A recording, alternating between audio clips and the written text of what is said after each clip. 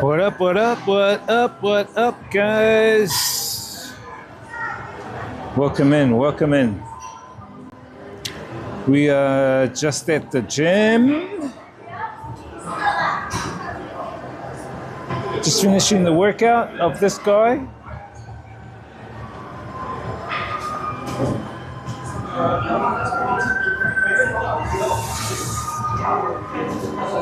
Hope you guys are well, hope you guys are behaving.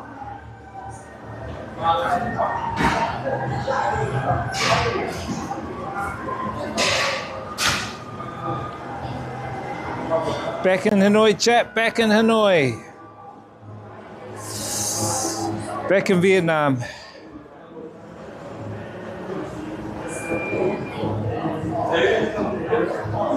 Didn't we have a good time in Harbin, chat? We had a great time in Harbin. Fantastic time in Harbin.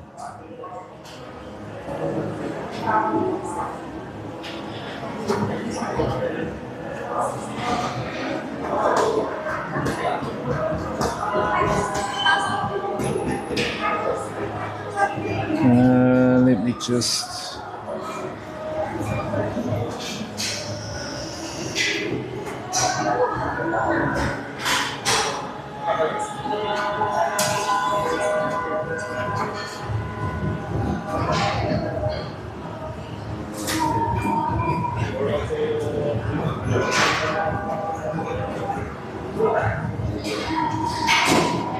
Welcome, red team, green team, purple team.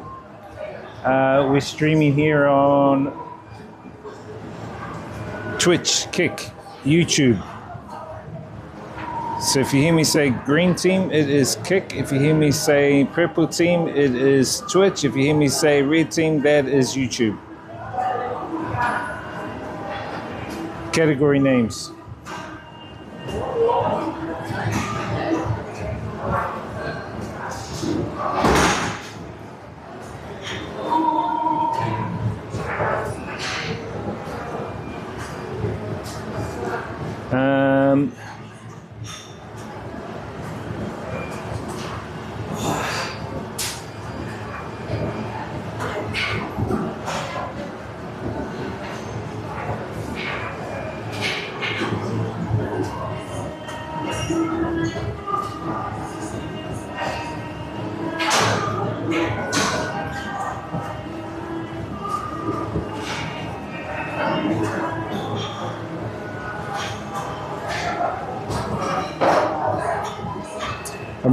I just want to put together a review of Harbin too, chat. Some categories to review Harbin, what I thought of Harbin.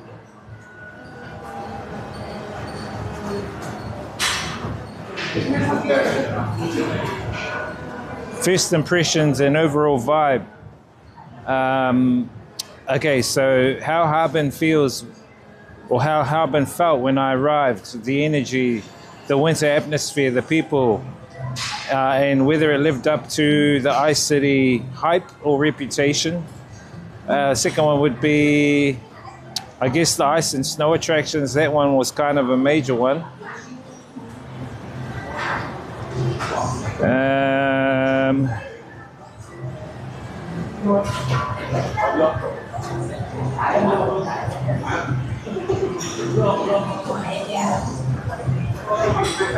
What we'll do is we'll go to the supermarket. I need to do some shopping, and then we'll go get some dinner and sit down in the dining area of the supermarket, and let's do a review of Harbin. I think it'll be good to do a review.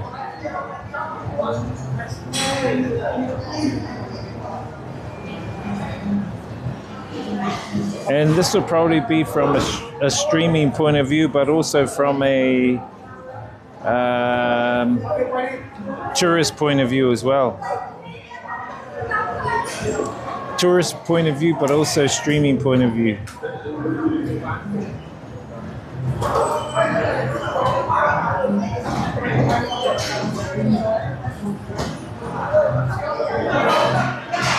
And we'll we'll give each category a score out of 10. I've got 10 categories here that we'll go over. I think it'll be fair to say to do a category,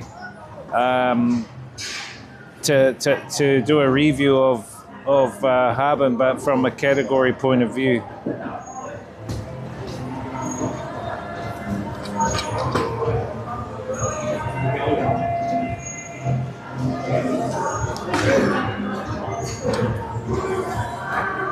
Getting hungry as well, chat. This is my gym, my busy gym.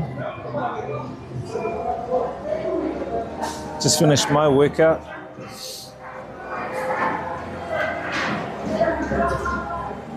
Why is that girl grabbing her butt?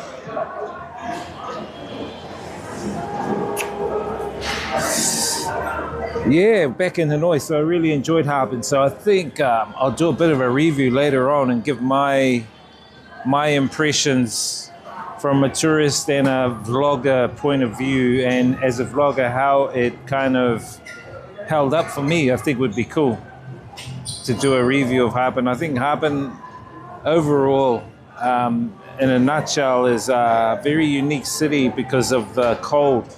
And I know it's not for everyone. And I never thought I'd adjust to the cold there, but I think I did well, considering streaming every day there, working out the itinerary, getting around, navigating around the place. Language barrier was a very difficult thing, or a big thing, but we overcame that through, Google Translate. Technology helps in a big way. And just being smart, I downloaded food before I went to places, so then I just show a picture. So, all those kind of tips would really help, I think, for people that are considering traveling to places that they're not familiar with, or that has a big language barrier, which I'll talk a little bit later on about anyway, because I think it's important for people to understand the capacity of what they're going to get into if they do travel. And then the overall picture, the costs involved, and just the whole preparation for visiting another city. But anyway, I'm just cooling down, chat. Just had my workout. Watching everyone else do a workout. Watching all the chickas.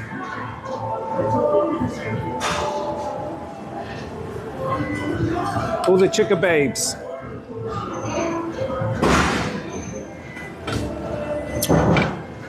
Back at home base, I would consider Hanoi my home base, one of my home base number 2.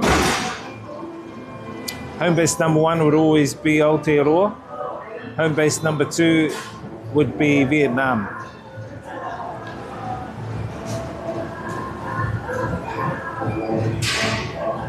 Overall home base Earth.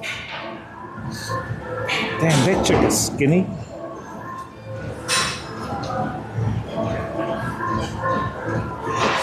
Anyway, welcome in, chat. Welcome in. We're just setting up the stream, just getting the stream going.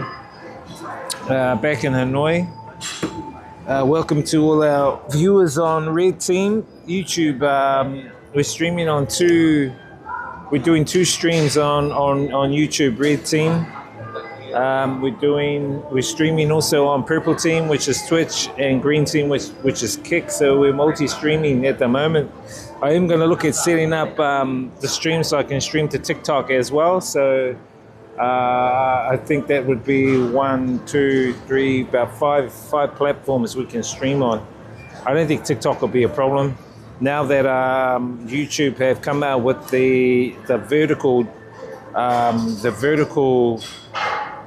shorts button. So when you stream now from your OBS to YouTube, you stream in horizontal, which is the normal YouTube videos is horizontal. But when you actually go into the edit area, they'll put a new option in there where you just press the button if you want to actually stream vertical to shorts. So that means you don't have to set up an extra scene in that, which is good. So that extra scene now I can use for TikTok. So That's something I just learned recently, which is pretty cool. I'll probably try that on the weekend so we can get TikTok going on maybe next week. Because there's a few things I want to talk about on streams now because we're moving into awakening time. So there's a lot of deep diving stuff I want to talk about, and I know TikTok's one very open platform now where you can talk about a whole bunch of different things that won't get censored. Not like Facebook, fake book. Platforms don't last forever; they come and go. So I think whoever can design a platform, a major platform, where you have where you talk about your perspective, and it's accepted. I mean, people said X was like that, but I think X has been compromised. Yes, Elon Musk has come and bought it, and he said, "Oh, it's going to be for free speech." But it hasn't. People have been filtered on there, and it's the same thing. When you get into a new platform, they go, "Oh yeah, we're opening the guardrails just to get you in." Once you're in, they close the guardrails after that. After a certain period of time, it's BS, bad science. So, man, all the treadmills are all full tonight. Chat. Yo, what's up, Raul? How you doing, bro? Good to see you. How's the NPC life? Well, I'm not quite sure. I don't live the NPC life, bro. I live the Neo life. So, there's a difference between Neo, non-emotional observing of the Matrix, and then the NPC life. So, the non-playable character life.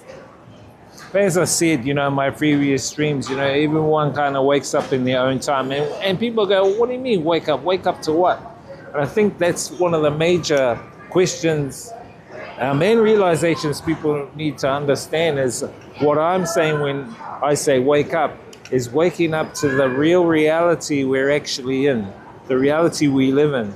It's not what has been perceived by what we've been taught in school, what we've been taught and throughout our upbringing, even by what our parents have brought us into, because over the intergenerational times, they have also been indoctrinated.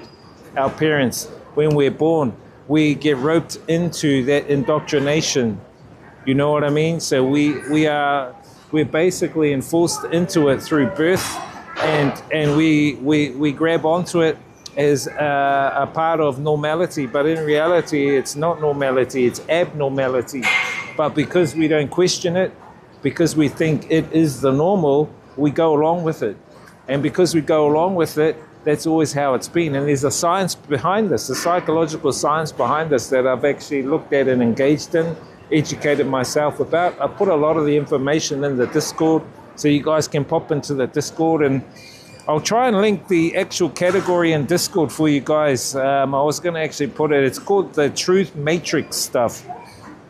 Truth Matrix category on Discord. It's basically a lot of the documentaries and my thoughts and all that go into that area there, away from the stream. But if you guys want to check that out, let me just link that to you guys so you guys can see the Discord, because, it's really important.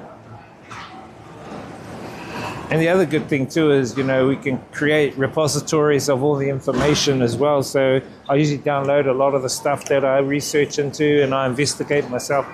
So you have your own repository and you have your own clouds or your own, what do they call it, cold storage. You need to have cold storage, whether that's a NAS or external hard drives. So you need to have a lot of your own information because you don't want to have it tampered with, hacked, or anything like that, or even stolen, which isn't good. So you just need to make sure that all your information that you're learning, you have cold storage of those as well, The awakening, brother. How's life in the Matrix there, Raul? This Matrix guy.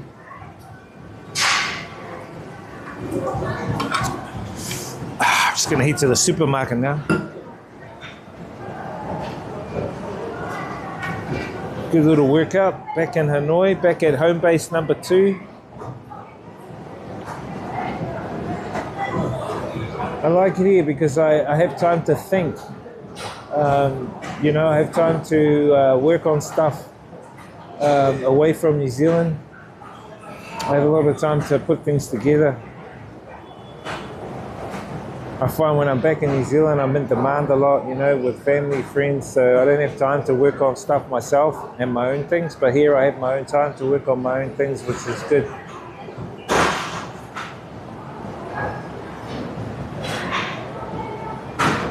Gym's quite full at this time. It's going on to 6 p.m. And the gym's quite full at this time. I usually come to the gym I usually work in the mornings online, do all my work online and stuff. Midday, I usually have a little break. And then about 1, I usually come to the gym, 1 or 2 p.m. And during that time, there's hardly anyone here. That's why I choose coming here. I can get on any of the machines. If you come at this time, you can't get on any of the machines. All the treadmills are busy. All the bloody weights and stuff are all busy. You know, this city has around about 8 or 9 million people in it, double the amount of population in New Zealand alone. You just washed your NPC suit and everything is back to normal. Cool. You just wash your crown jewels. Wash the crown jewels, eh?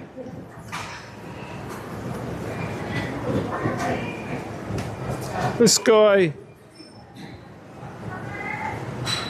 What up, chat?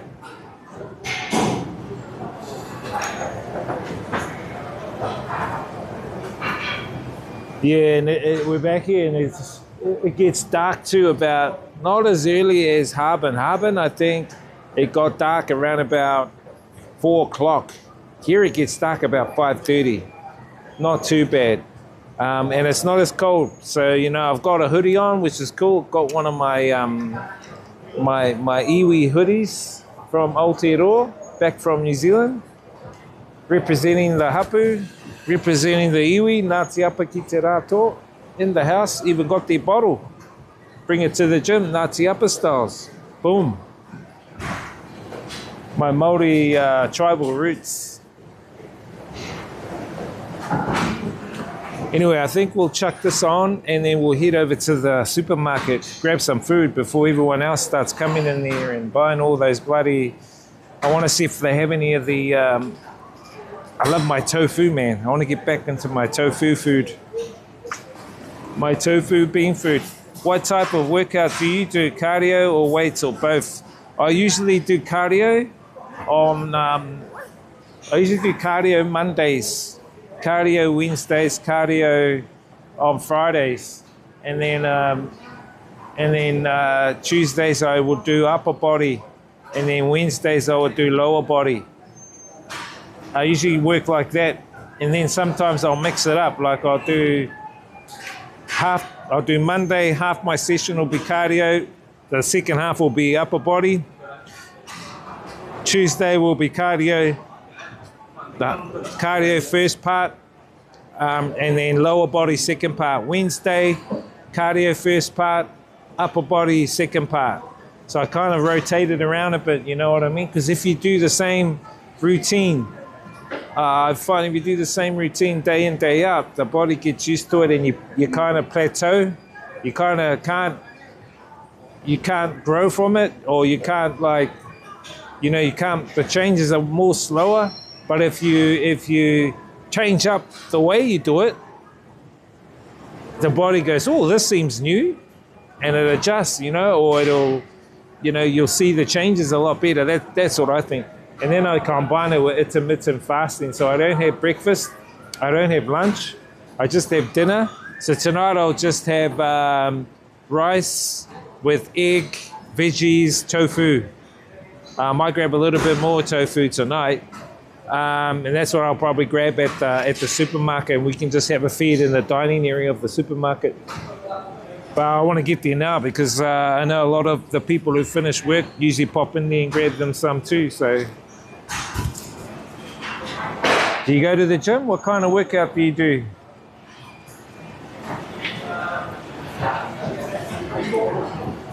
Exercise, eh? Exercise and sexercise. Hey? This guy.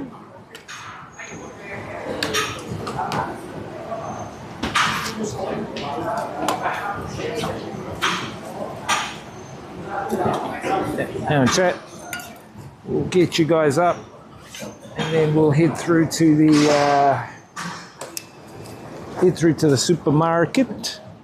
I'm glad, chat, that I don't have to. I'm glad, chat, that I don't have to.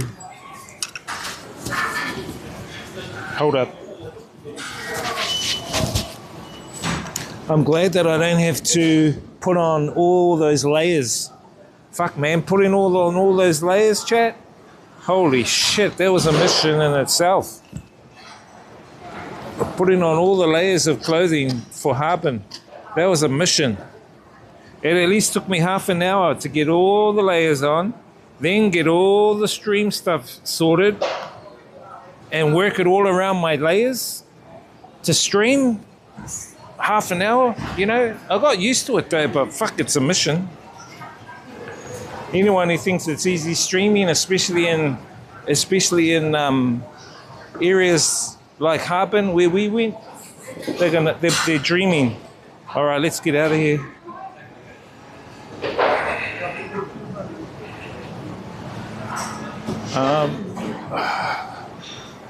We'll go this. Oh no, we'll go this way to the gym. Get out of the gym.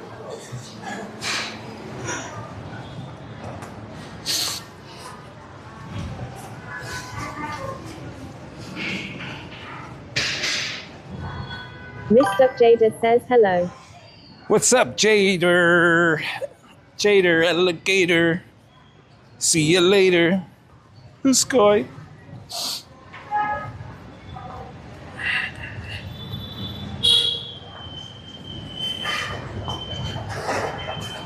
What's up, Jada? How you doing? Been behaving? Mr. Jader says wisdom. How are you doing?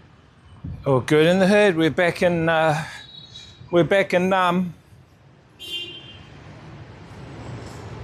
Sir underscore Raoul underscore de underscore Los underscore Santos says, do you use an external light while outdoor streaming with? Do you use an external light? What do you mean an external light while outdoor? Nah, I do have one.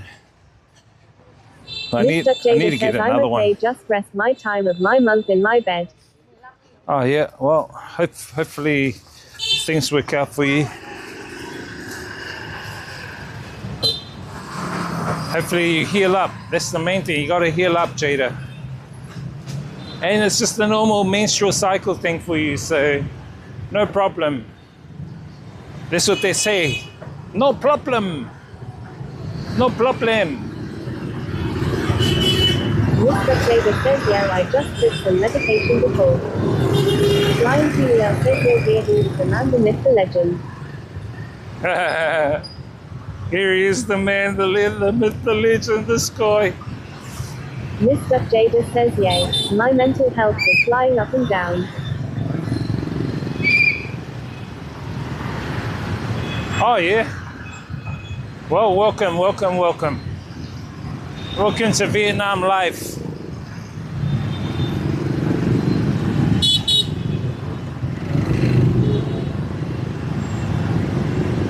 How you doing, Flying Kiwi?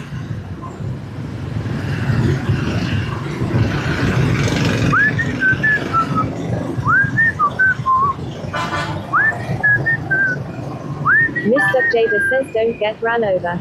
Sir underscore Raoul underscore de underscore Los underscore Santos says, on stream it looks like the camera view area looks like you do use a light because if you move an area of on camera stream, view kinda it lights looks up. like the Just camera wondering. view area. Flying Looks Helios like says, you just use had the a hectic camera light. meal of Korean info stuff long. Because as you move an area of camera view kind of lights up. Oh, it's just the focus, bro. It's on autofocus.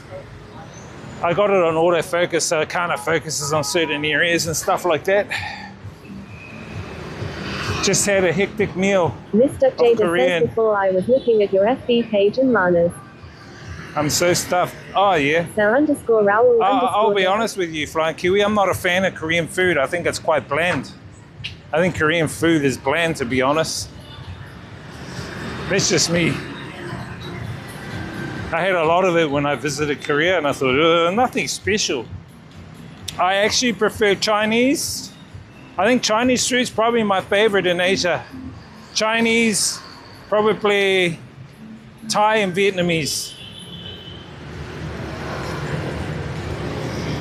Before you were looking at my face. Oh, cool. Oh, the DJ Wiz one? Yeah, I posted up a lot of the stories on the Facebook. Actually, I might go get the ivermectin from the lady at the chemist. I'll just see if she's got some ivermectin. You guys can meet the lady. Hopefully she's there.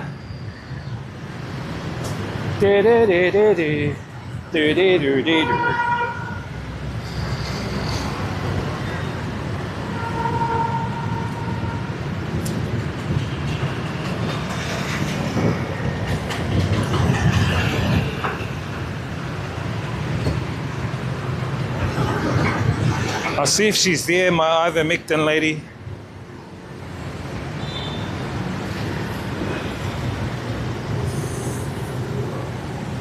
Mexican food? You got a saucer, bro. Needs a ton of sauce. I prefer Chinese, but I think Thai is my... Oh, yeah, nah, mine's Chinese, bro. To be honest. You haven't even been to China, so how can you say that? Once you go to China, you'll actually know.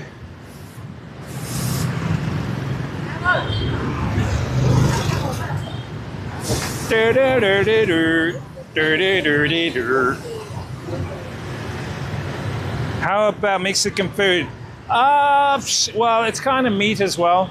I haven't had any vegetarian meat. I haven't had any vegetarian Mexican food yet, but eventually. My pharmacy doesn't have it. My one should have it. She got sold out. Well, I bought the last of her stuff. I buy heaps from her, but she might be sold out, bro. So hopefully we'll see if she's got any. Then we'll cross the road and go over to the supermarket.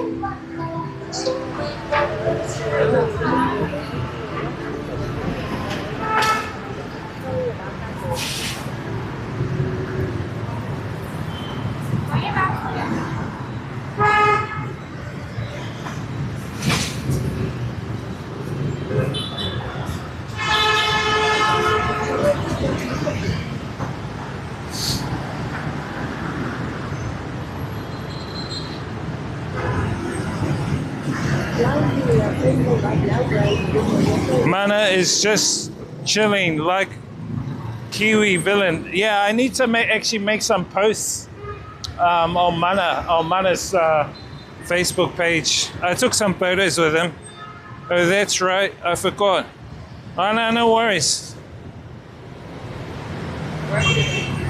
Nah, this is on my chest. This is on my chest.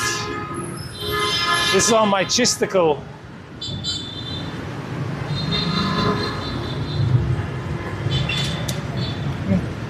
Xin chào. Ivermectin. You have some. Cool. Anh vừa mới kịp. Bác lấy cho bạn ấy làm được 5 hộp. Em lấy 6, ăn được 6. 5 hộp luôn. Bác nhân tiền đi. Đây nhá, anh bị làm sao anh nói chuyện với chị thế này. Đúng rồi, thuốc thôi nhá. Em ơi, bây giờ em kể qua cho chị nghe tình trạng như nào.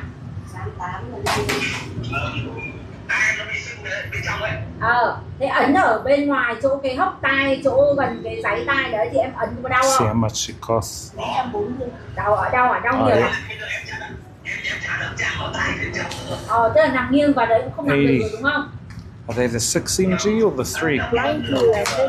Oh yeah, there's. Phải dọn dẹp đúng không? Có chảy nước không? 1, 2, 3, 4, 5. 5. Có chảy xuống nó khô rồi hả? Ok, vậy thì bây giờ... Yeah, I'll grab you some, bro, no worries. Vẫn mày nhỏ. These are them here, man. This is the ivermectin I get, chat. This is for the, these are, I would call anti-cancer. Okay. Chị nói là chị nhìn cái bột vào là cấm, lúc nào cần đeo mới đeo, xong rồi vệ sinh đi tắm. Này chị ơi, con nhà em nhảy mắt hôm nay tự nhiên lại hút hút rồi này.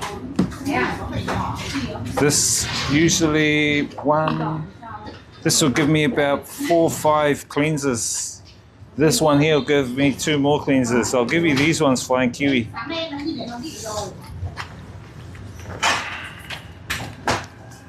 How are you?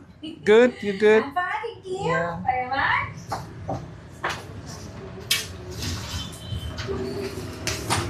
Come on.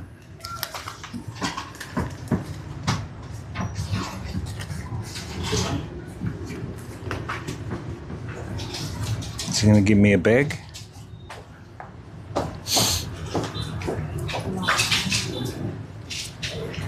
Thank you. Thank you. See you later. See you later. No pharmacy. No pharmacy. Yes, pharmacy. See you later. Coffee. Yeah, coffee. Yeah, Okay, yeah. coffee later. We have coffee. Okay, see you. She's hitting on me, Chad. She wants to have coffee with me later. What's the price? I can probably get 1, 2, 3, 4, 5, 6, 7, probably about 7 or 8 cleansers out of this. The price is about 600 Vietnam dong, which works out to be about, I think about $20 US or something. $20 US for all that. All right, let's go to the supermarket and grab some. I need to get some supplies.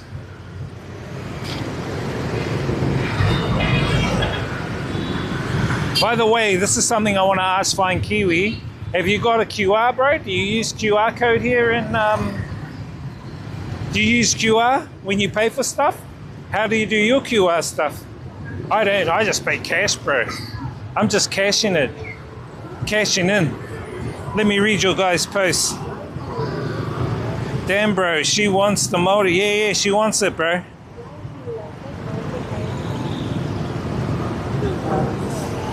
Let mana stream.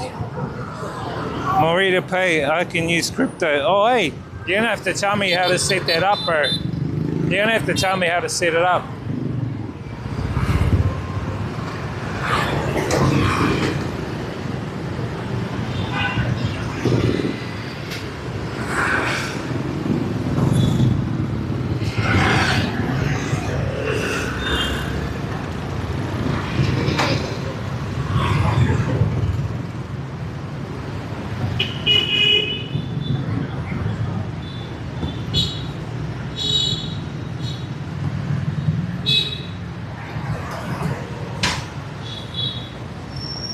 Flying Kiwi says this is my favorite part of Vietnam, crossing the road long. Mr. Jada says when will you see Jade again?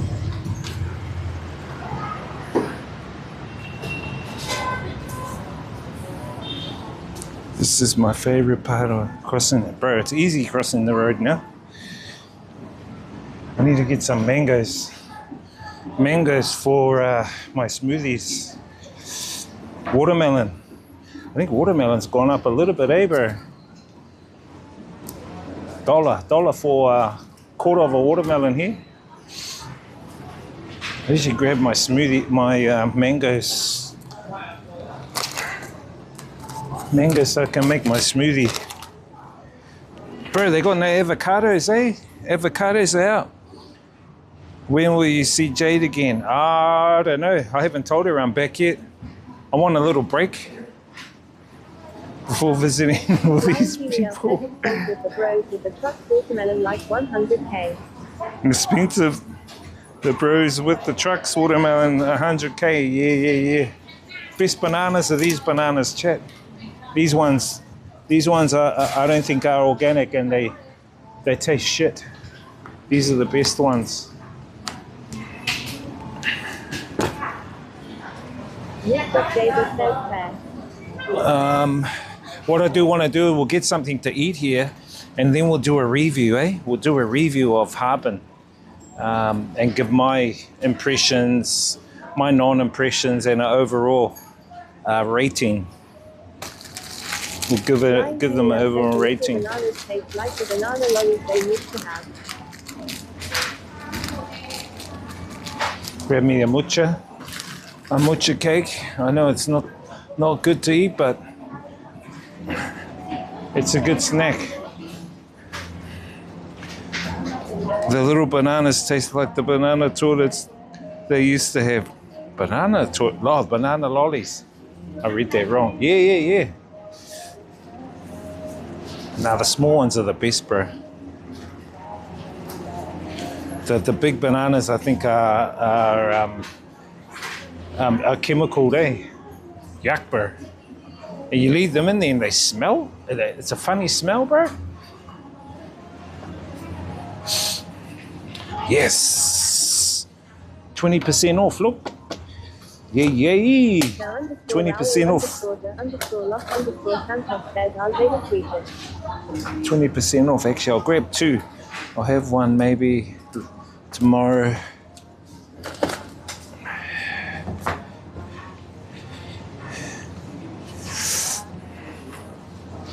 Grab some extra veggies.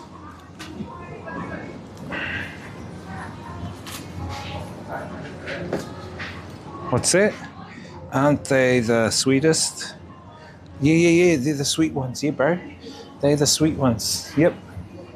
But the big ones like this, they have a certain smell. Not good. I don't think that they're organic. They've got chemicals on them because they smell. You'll notice it.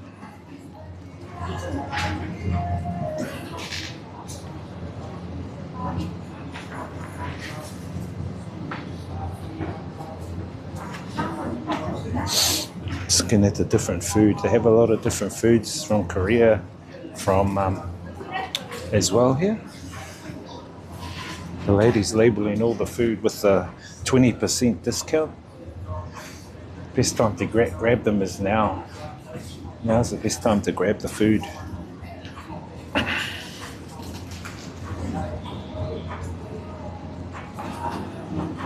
Actually, I might grab one. Thank you, pretty lady. Eggs. So the eggs here are about $1.50 for 10. About $1.50 for 10. Hey, they've gone up in price. Oh no, they don't have the ones. Oh yes, they do over here.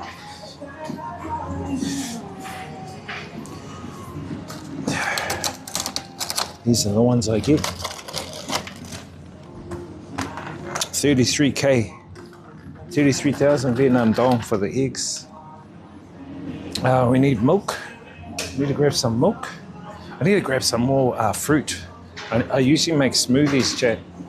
I like making my own smoothies. I didn't see any tofu here, actually. They don't have any extra tofu.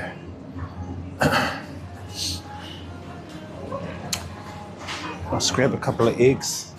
A couple of boiled eggs. We can eat those too. Need protein. Chat, we need protein. Do you know what protein is, chat? We need lots of protein. Not protein. The sky. Mushies, chat, mushies. That'll go good with the noodles. The mushies, actually. This is the mushies we ate at the other place. Chat, is this safe to eat? Are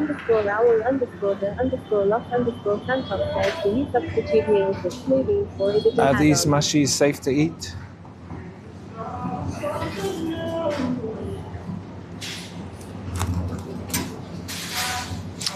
What's that, bro? Do you substitute meals with smoothies, or is it an add-on? I just have it, as my desserts. As a way of dessert, really. Wow, look at that mushroom. It's huge.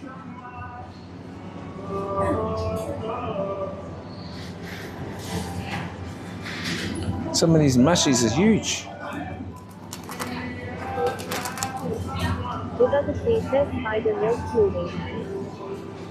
Oh, we'll try those another time. We'll try the mushies another time. We need to go up and get some milk. Spider milk smoothie. What do you mean spider milk smoothie? I usually have avocado, but avocados are out of season here at the moment. There might be some fruit over here we could use. Jackfruit.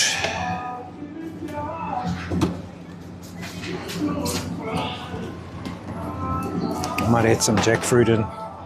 Jackfruit, avocados, banana. And I usually have coconut water and a little bit of milk. We'll just get some coconut water up here. Wow, there was something else I needed. Toothpaste. I usually grab the green toothpaste, the non-chemical one. So you guys know how to read toothpaste, chat? There's a color coding on toothpaste. So if you don't know, black is full chemical. So when you look at, you'll see a black tag on the, I'll show you guys. All right, we've got coconut water. Grab one of those.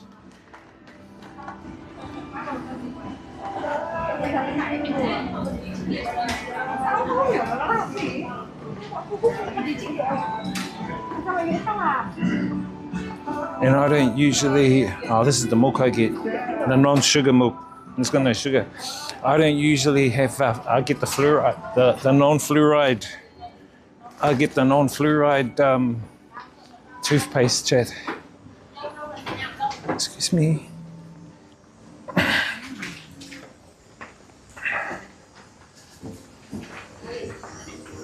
It's this one down here.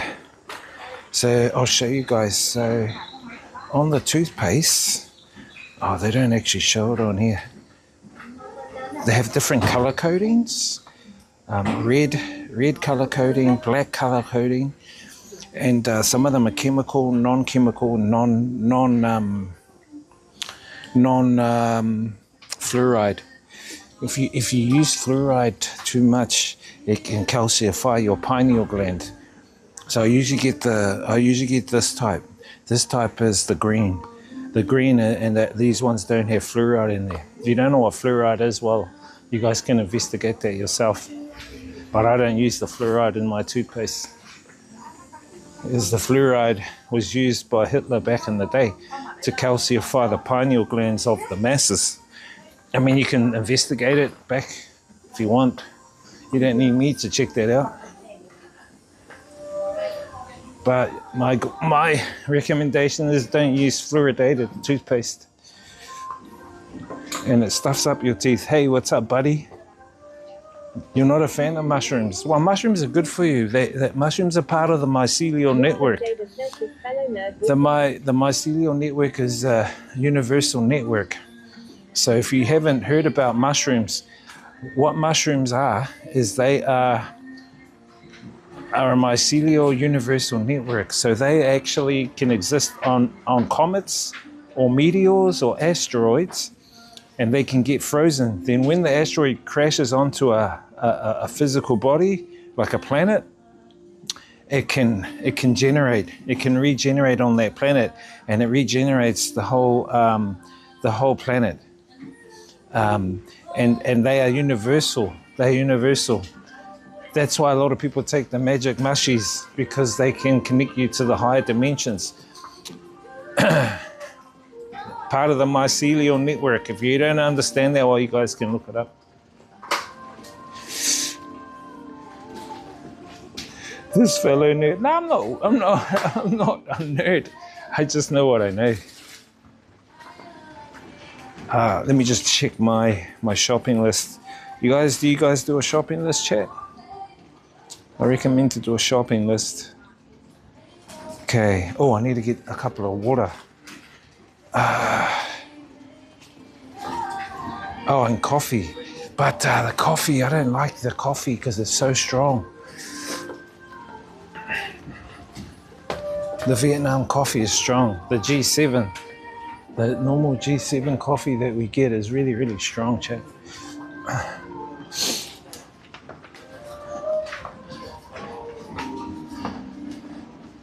This is the G7 coffee. Very, very, very strong coffee. But I think Flying Kiwi, you like this stuff, eh? Does it give you heart palpitations? Right, I find sometimes if I drink too much of this, it gives me heart palpitations. And I don't like the 2 or the 3-in-1s with sugar. I don't like those ones. Let me grab a box anyway. If I get stressed, I can have one of these. If chat stresses me out, I'll have one. If you guys stress me out, I'll have the G7 coffee. Eh?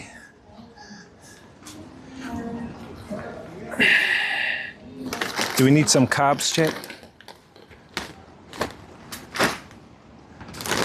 Do we need carb food? Let's grab a packet. We might get some guests come over. Water. I need to grab a water as well. Bit of a big shopping today. Shit, I hope I got enough. I'm just a poor student. This guy.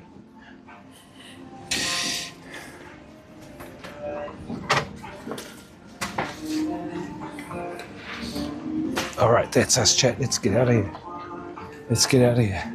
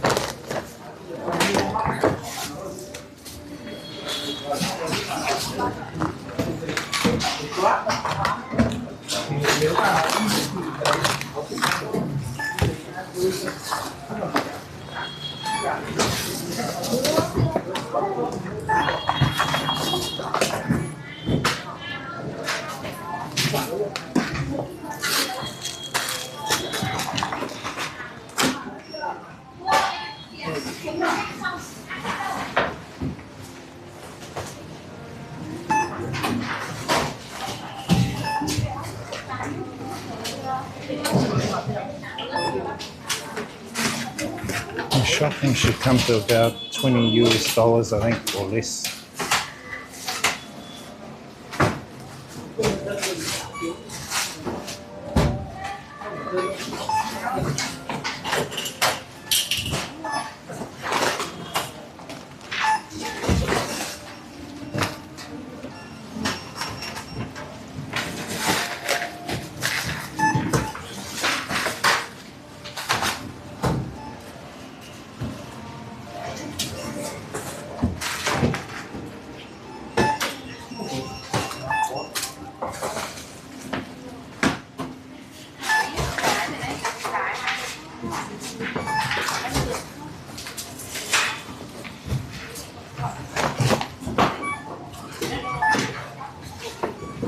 Whoa.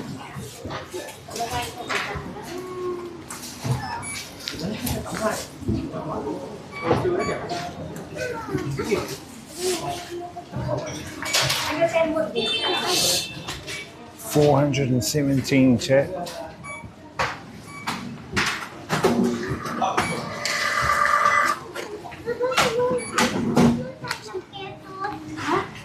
Come on.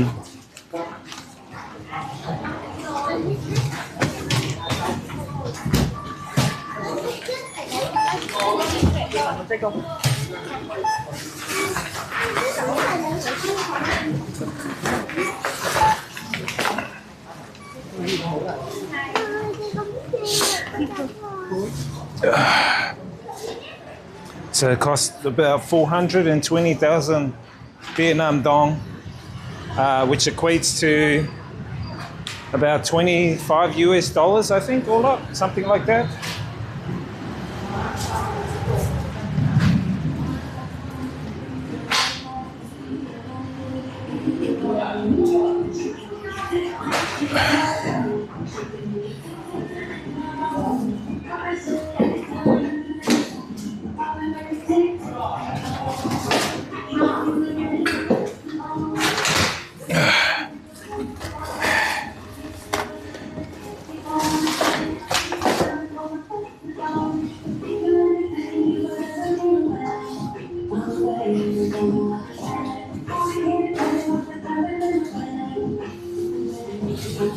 Just gotta clean my table.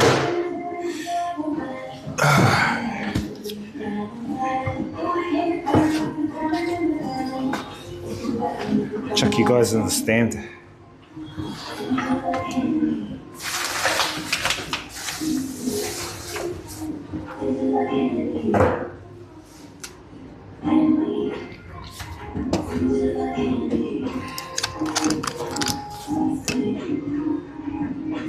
Hold up, chat. I'll answer your questions soon. Whoops.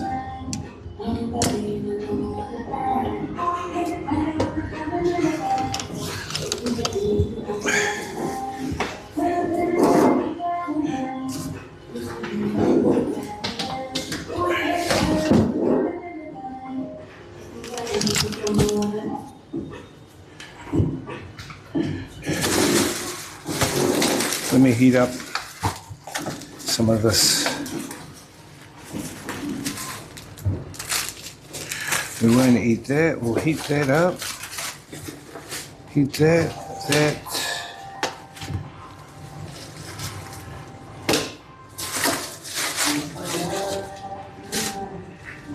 Hold up.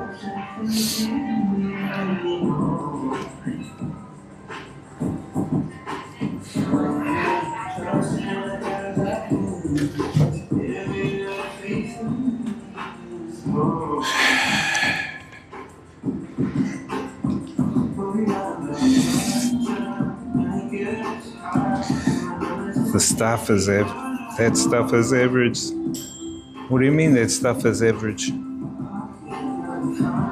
She can bet my groceries. Do you think Mana enjoyed the time in China? Yep, I guess so. Free pop. If it's past cash register, it's free. Nah, it's not. It's just advertising. I like Fuji Mart, my favorite store. Hey, what's up? Pigma Lion, how's it going, bro? Long time no see, dude. How you been?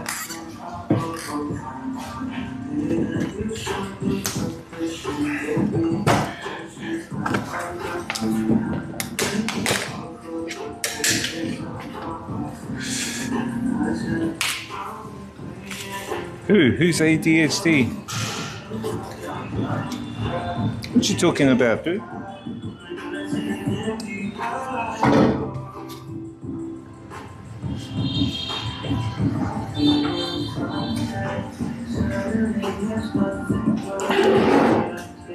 That stuff is gonna last me a while.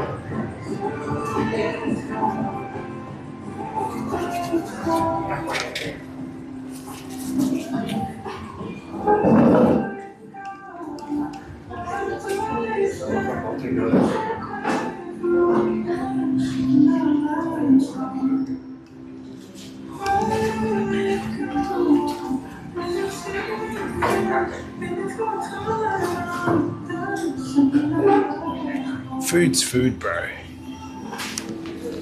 Let's grab that.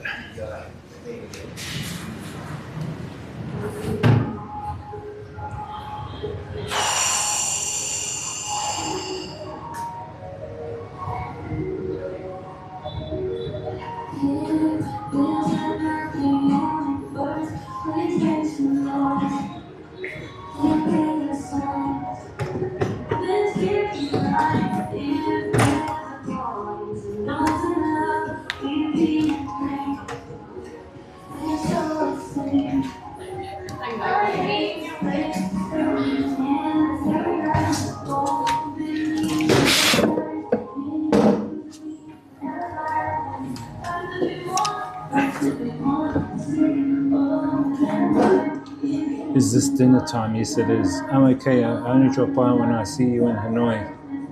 Oh, yeah. You're the one from Germany, right? Are you from Germany?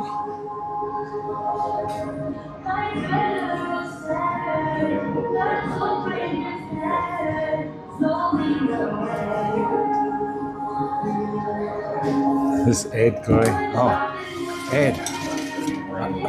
I don't do the ads.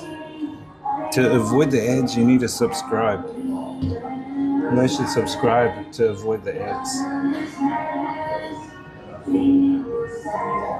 Anyway.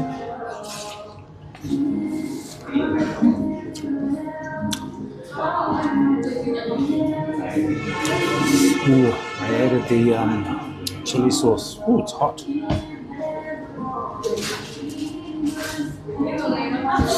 Now what I want to do, Chad, is I want to review Harbin and give you guys like top 10.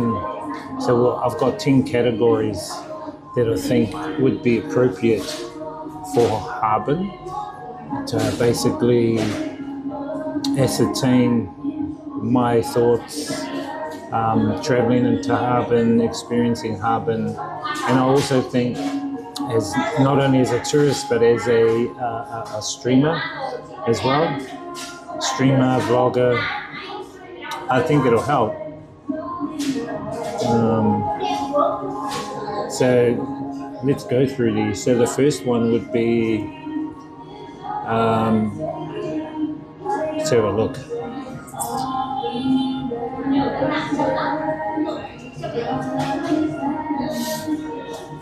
First impressions and overall vibe. How did Harbin feel when you arrived? The energy, the winter atmosphere, the people, the weather, it lived up to the ice city reputation. Okay, so firstly, it lived up to the reputation to me. I think that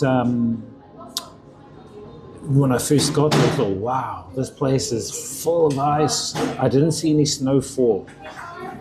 Throughout my entire time, I did not see snowfall until the last day.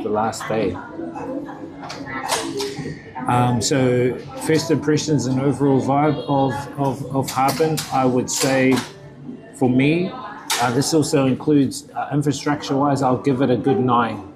Good 9 out of 10. The reason why 9, not a 10, is because I think the infrastructure could have been worked a little bit more with having a subway or a metro to the airport. And just a little bit more, I would say, cleanliness in some of the areas. There was a few areas we went to, like that market street we went to, the food market street we went to, we walked through, it was kind of like really very local. And it kind of reminded me of Thailand in a way. It's not how I've seen other places like Shanghai or even Guangzhou, which are kind of kept clean. But anyway, I give it a 9 out of 10, my first impressions and overall vibe. The next one is ice and snow attractions. The main reason to visit. And those were the main reasons to visit. And just saving up your money for Vietnam. Oh, when are you coming? When are you going to come to Vietnam, Jada? I thought you were joking. Are you really coming to Vietnam?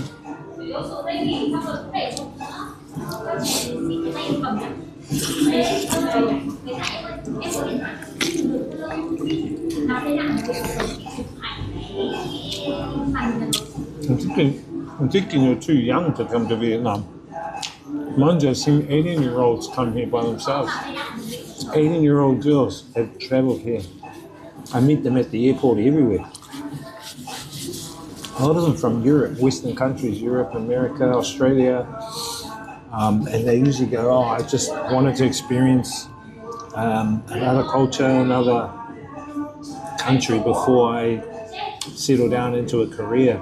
I said, oh, well, good move.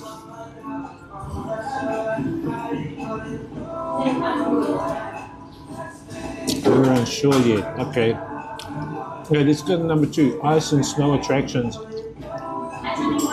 Ice and snow world, Shaolin Park, the sculptures, the lanterns, the night lights. Were they up to the hype?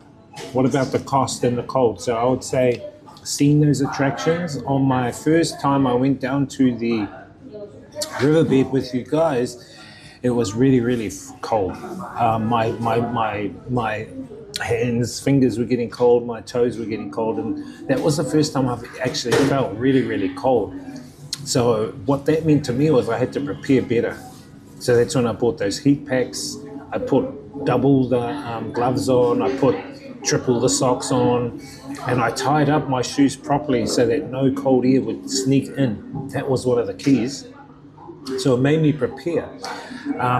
But to experience those attractions, totally amazing. How they made those sculptures, the work gone into it, the imagination for all of those sculptures is totally amazing. I give it a 10 out of 10 as an attraction. One of the biggest attractions in my life that I've really enjoyed was seeing the ice and snow sculptures, as I haven't seen that before. And I know a lot of people in New Zealand would love that because they don't get snow in most of the country of New Zealand. Now, mainly the South Island and parts of the North Island, but yeah, I'll give that a 10 out of 10. The ice and snow attractions, that's a big pull. And I'm glad we did it at Christmas time and New Year's because it gave us some, I guess, a really good, meaningful thing to do and participate in, you know what I mean? Instead of just having a New Year's or Christmas in my home country or whatever, you know what I mean?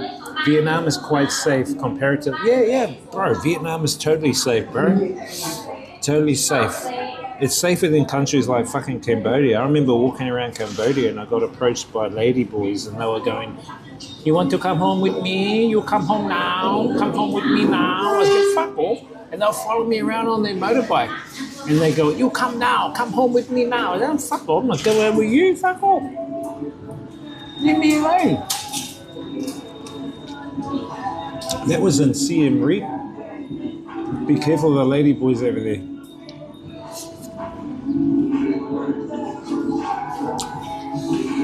Just trying to find a job around my area and see what there is. Oh, yeah. Good luck. What about McDonald's, Jada? Get a job at Macca's or Pack and Save. Then I can come and I can order like a Big Mac, but you give me 2 Big Macs. Wink, wink.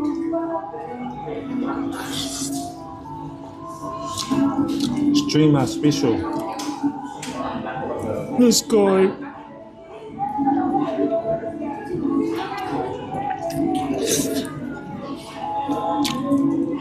Anyway, back to the reviews, chat. Back to the reviews. We're reviewing Harbour. The next category is weather and cold reality check. How cold is it really?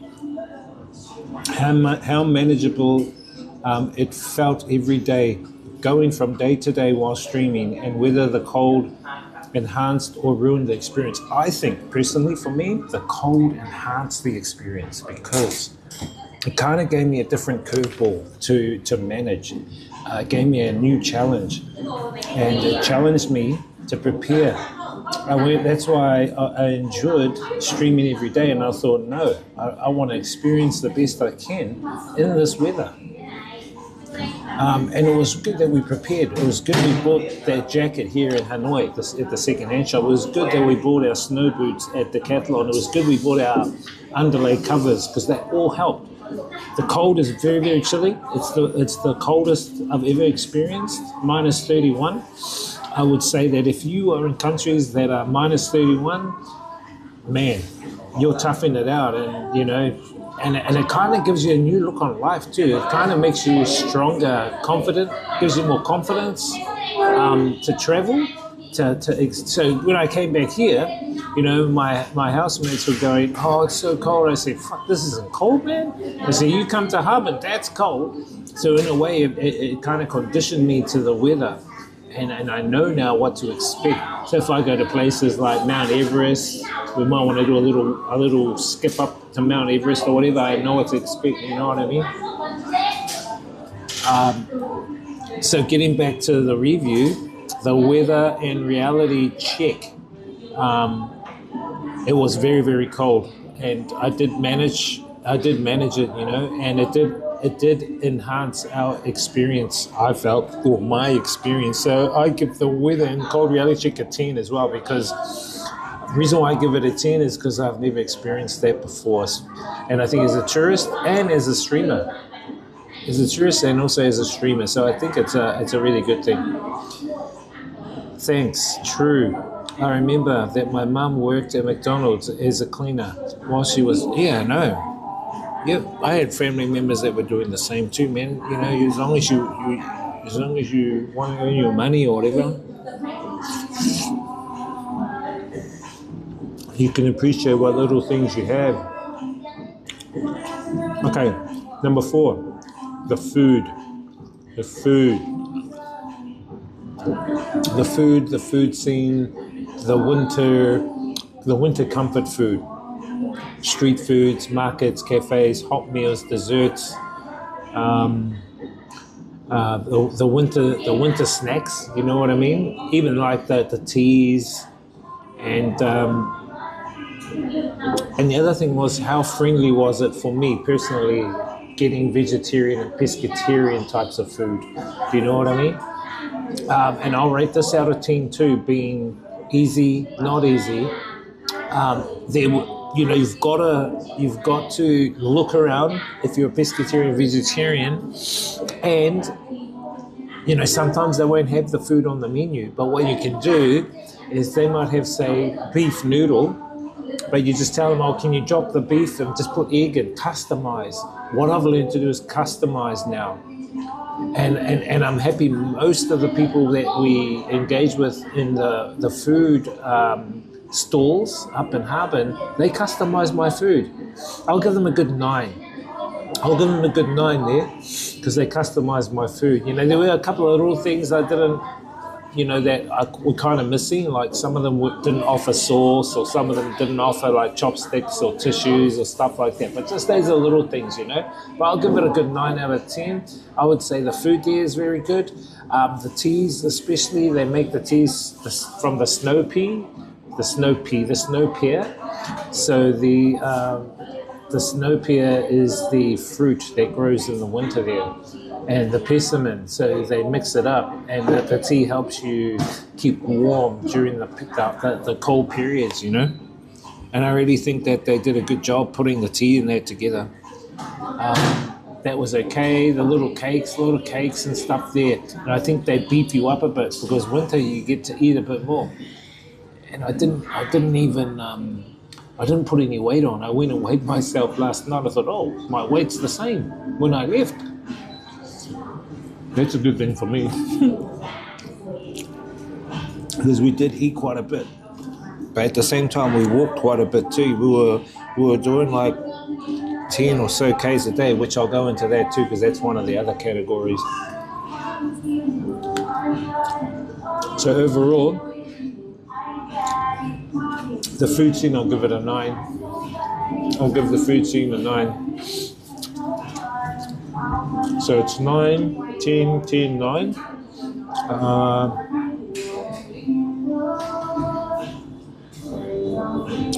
Cold always do New World.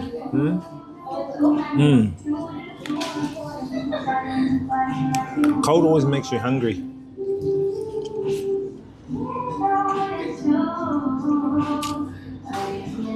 Because our bodies,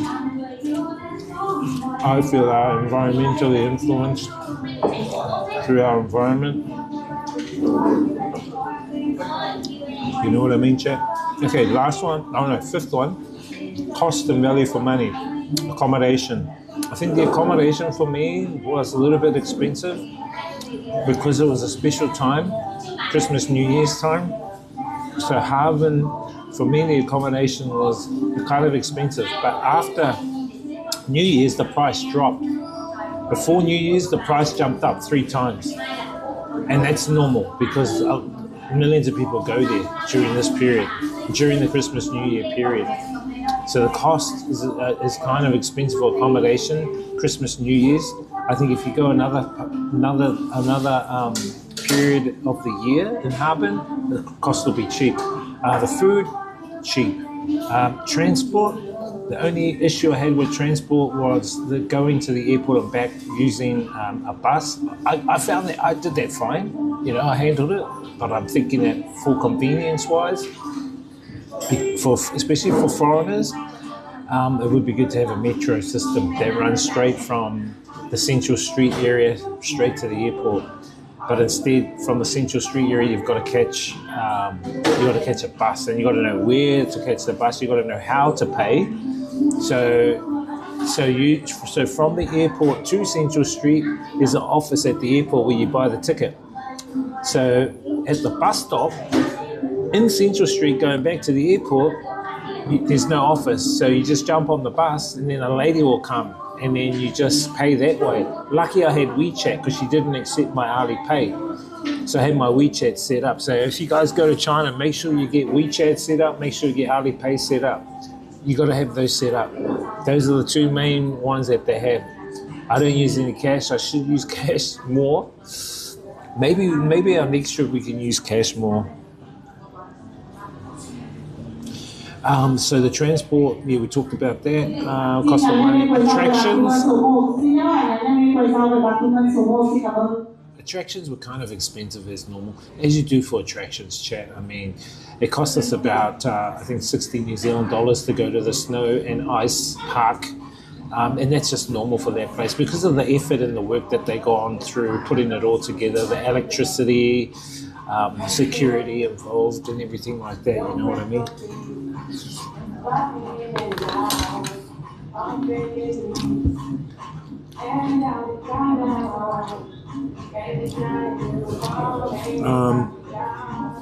So Harbin is kind of cheap, but not cheap in Christmas, New Year period. It is fair. I would say it's fair. I wouldn't say it's expensive, it's fair. And I'll give it, as I said, I'll give the cost about a 8.5 as well. I'll give it an 8.5 just because the payment systems up there weren't as convenient as some of the payment systems in other cities I've been to. I mean, that's just me. The free snowman was better than the paid one. It was, yeah. There was a paid snowman, chat, at an amusement park on the way to the free snowman. The free snowman was way better. It looked way better. But that's what I'm saying. Attractions like that, you know. Attractions like that deserve recognition. And you know, I took some good videos and photos for social media, just for inspiring other people. You know what I mean?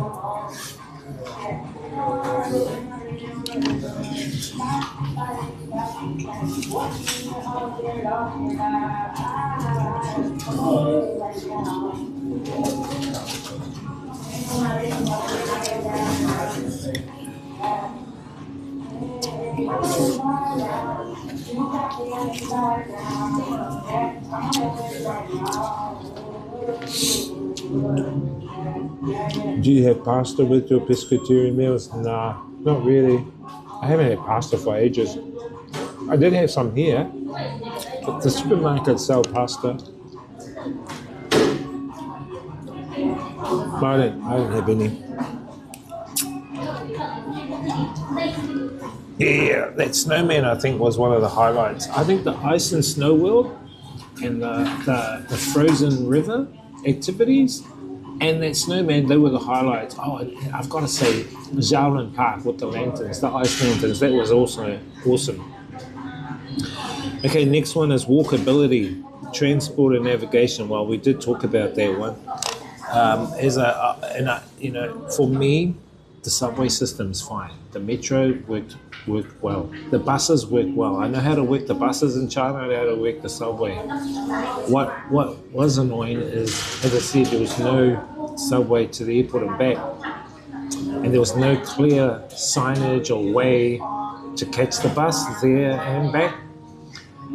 Which is fine. You get used to it. You know what I mean? It's like Hainan Island. When I visited Hainan Island, it was the same. So walkability. Well, where I was located, it was a very good accommodation location in the central area, so I could walk all around. You know, to different content. Like we could catch the subway was like 5 minutes away. Not even that. 2 minutes away. Jump on the metro, and then we're off to the big tower, you know, then you can get around even more, which is really, really good. So it was really good to get around. I did enjoy walking around in the snow, although if you're a big dude, if you're over 100 kgs and you're in that snow and you don't have the correct shoes, you're going to fall over. And if you fall over, you might injure yourself, sprain an ankle, or, you know, and you don't want to get into that situation, especially if you're traveling. So if you are over a certain weight and you go to places like Harbin, you need to have the real proper gear. You can't walk around in sneakers or jandals in that ice, because that ice gets really, really slippery. Do you know what I mean? I would say that I'll give overall, transporting that a good 9. Overall, good 9.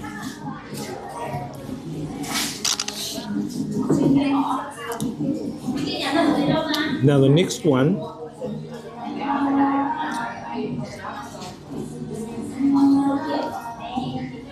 one, chat, is streaming experience. Like my signal, battery, effect on the phone, in the conditions, and content. The mobile signal. Well, I think overall we had good mobile signal in most areas. Yesterday in Shanghai, we had a bit of difficulty on the maglev train because it was going at 300 k's, and I think that it was hard to pick up any data on there while it was going at that speed. So we were losing a bit of connection on the maglev train, which is noticeable. But that was in Shanghai. But I think overall our streaming stability was pretty good. I think the battery survival was awesome. I must give it up to Samsung and write them an email telling them how well the Samsung S24 did in -20, -30 conditions. The battery held up its end of the bargain. And the phone did signal to me or warn me if it got too cold that the charging would be lowered. So it would lower the charging when it got really cold. But the phone, man, it operated through those conditions. I give it that, you know. And you don't know until you actually try it. I thought it was really good. The streaming locations were perfect. I think the ice and snow park, the big snowman area, that was all perfect. That was all great locations, good connections. And I think it was very stream friendly. I think overall, Harbin is very stream friendly. I even streamed going on trains and going through security.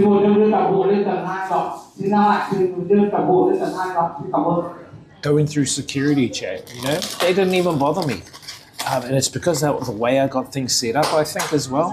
Like, I think this is something, if you're a live streamer, if you have a gimbal or you hold a tripod with a phone on, it's noticeable. People are going to go like this. Security may question you. But if it's on your chest, most of the time I had mine on my chest.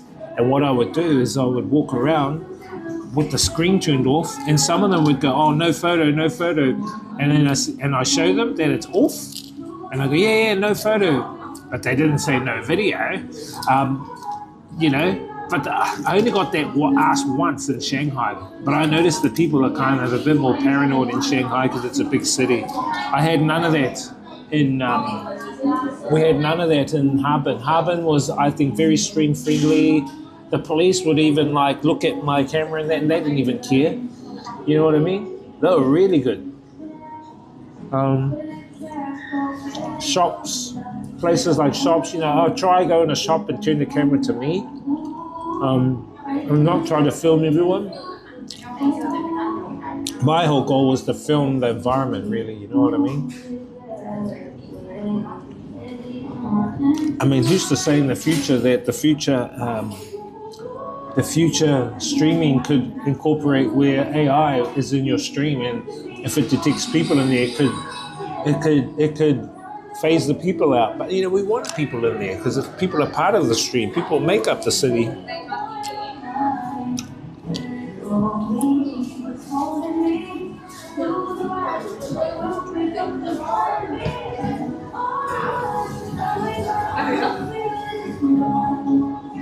So streaming experience overall, I'll give it a good 10 because I didn't have any real problems. I don't have any real problems streaming over there. I thought I'd have difficulty streaming there, but I think if you're prepared as a streamer in conditions like that, you prepare ahead of time and you persevere, then you're going to have good stream. You know, get your gear sorted. Like it took me half an hour to get ready. Half an hour to put all my clothes on, put all the stream gear in place, get everything turned on. It took about half an hour. And I just got used to it, you know what I mean? And I think it's a good thing.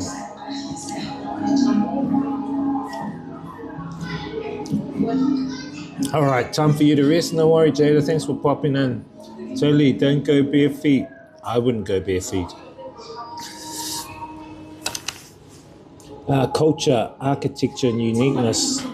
So this one is about the Russian influence, the architecture, the infrastructure, the history, museums, streets, what makes Harbin different from other Chinese cities. And I would give this a 10 straight off the bat because it does not look like other cities. It's very, very European, Russian.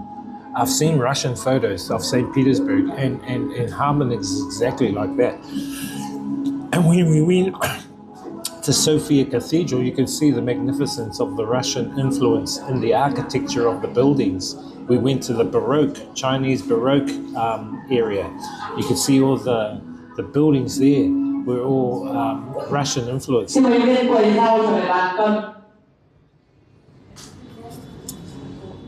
Very beautiful. Very beautiful. I really enjoyed that city. Yeah, I'll give it a 10. I'll give that a 10. That's the city, the culture, architecture, infrastructure. And the last category, chat, would you come back and who is Harbin for? Who should visit Harbin? Who might not enjoy it? Best time to come and whether you would return or recommend it. Now, this really depends on each individual, each person, and their own needs and tastes.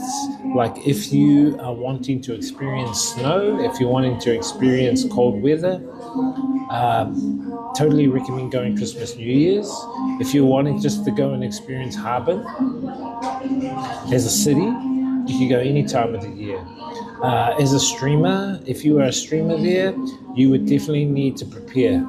That is the main key. You need to do your research, you need to prepare, you need to persevere and have an action plan and a backup plan. So if your action plan doesn't work, go into your backup plan. I think that's what I do anyway for all my streams and stuff like that. So would I come back to Harbin? Yep, I'll come back to Harbin, but I'd like to come back with someone else to experience them in that condition, to see how they adjust and see if they can handle it. I'm observing if other people come along just to see if they're going to shrivel up and go, oh, no, I'm not going out, I'm going to stay in the hotel. They're going to go, yeah, wussy, yeah, bloody pussy. So I think Harbin overall is for people who enjoy the cold weather, who enjoy the ice and snow sculptures, who enjoy Russian culture, We didn't try any Russian food, who enjoys a cold climate, and who enjoys food in those cold climates, like the ice cream we had, the 6-coned ice cream, like the what was it, the kombucha that we had. Trying different foods in cold climates. We even tried the ice block in the cold climate, and that's an experience in itself. So I guess it's for people that want to experience cold weather attractions, cold weather food, and just overall cold weather things. And I think Harbin's that. I'll give it a good 9. So overall, looking at the average for the place, I'll give it a 90, roughly a 90 out of 100, Harbin. But I think overall it's a place, I think, is a specific place for specific people. It's not a place everyone as a tourist will go to. It's a specialized place. If you want to experience cold weather, cold food, cold attractions, you'd go there. It's not for everybody. I can understand that. And I mean, I spoke to a lot of other streamers, man. Some big streamers. I said, would you guys come to Harbin? Oh, too cold. Ah, you pussy.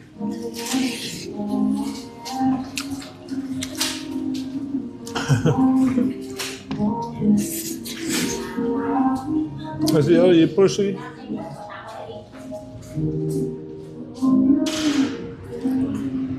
Anyway, there's my review chat. Harbin's a good city. I'd say it's a city that specializes for a specific type of tourist and a specific type of streamer. Not all streamers would go there, and not all tourists would go there. And I think if you are a streamer that wants to go there, I would recommend this. This is a tip. I would recommend you visit at least 5 other cities in China first. Why? So you can get used to the infrastructure. So you can get used to the use of the transportation systems, because all the metro systems are all the same. Very, very, very, very similar. Just the locations to and from places is different. The way in which you scan on and you navigate through the actual train stations, metro stations, is very, very similar. So I would recommend experience 5 cities first in China, and then go to Harbin. Harbin is kind of a city that is specialized, but you need to work up to it. That's what I think. That's just me. And I know there are streamers that stay in China that go to Harbin.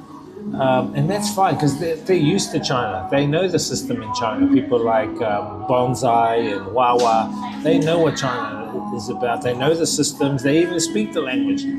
For someone like me, non-Chinese, who speaks English, it can be a little bit difficult, but I overcame that with Google Translate. Helps, really helps.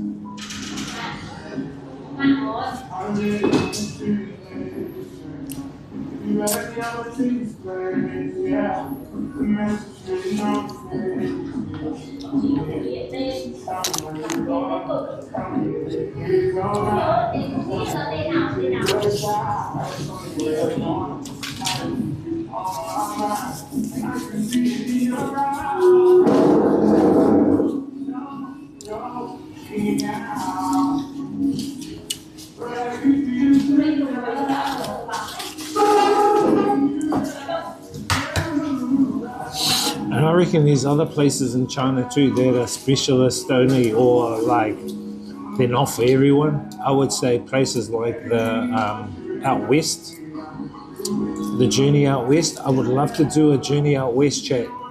The journey from Xi'an all the way out west of China, going by either a train or buses, because that area is desert area. But I wouldn't mind trying it. That's probably one of my next challenges, is doing something like that. Then I think if I can go out west that way, then I think we can do the Siberian train ride from Beijing to Russia. But at the other end of it too, we've got to be very aware of global circumstances. There's a few a few global dramas going on at the moment. So, you know, sometimes they may hinder our progress or they could hinder our goals. But, you know, we will try and do our best to navigate around the BS that's going on. Obviously, right now, I do not want to go to South America or Central America.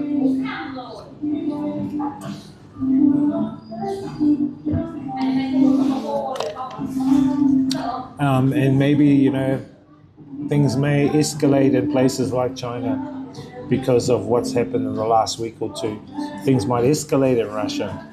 So, you know, our trips could be hindered. Now, next month I have to go back to China because I've already paid to go back to Changsha on my way back to New Zealand. So I just hope nothing escalates with China, in China or from China. I hope things still are like going to be good for us to go and because at the end of the day, not all people of China are bad. It's like here, not all people in Vietnam are bad. Not all people in New Zealand are bad. But you do get your rotten apples. You know what I mean? I think I just saw one rotten apple. In Harbin, and it was that lady when we were at the food court. We were eating our food, and she got up behind us, and she started waffling on to the cleaners about something. She just went off her nut. Then she kicked the chair, and she kicked it into my chair, and it hit me, and I went, hey, what the hell? But the lady, the cleaner, when the cook walked by, the cook said that she's kind of weird. The cook went like this to tell me that the lady behind me had mental issues. Beyond that, I've had no other trouble. You know, people are generally pretty good in China, so I guess it's how you handle it, like how you adjust or adapt as well.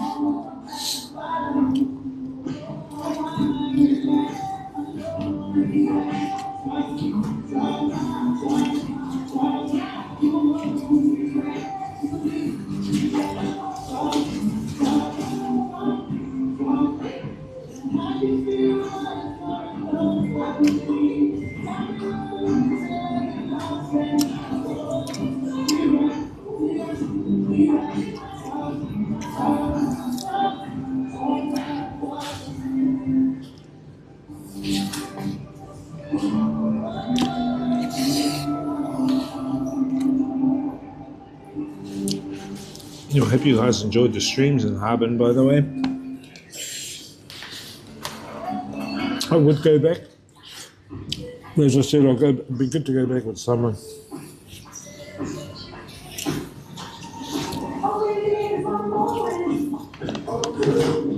I told Christina, I said, where are you? Because she speaks Chinese, she speaks Cantonese.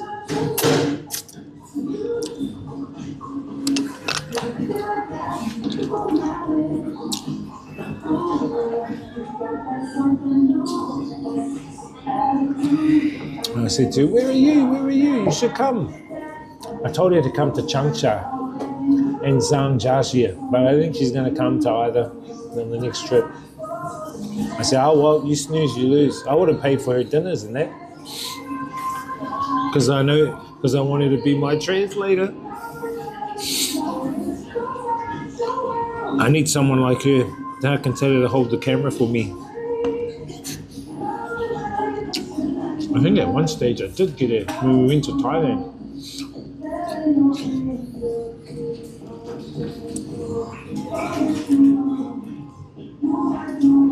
Oh for awesome.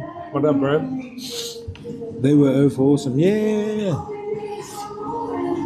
And I think also at the hotel, the old man playing billiards after coming back was a good way to interact. That to me was a way of how we could connect beyond the language, beyond the barriers of the language. You know what I mean?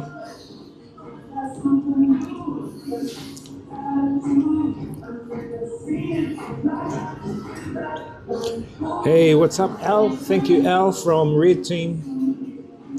How you doing, Al? Bro, you got Siri wrecked, bro. Siri wrecked you, bro. They come in the chat like that, bro. Siri will wreck you. You spammer.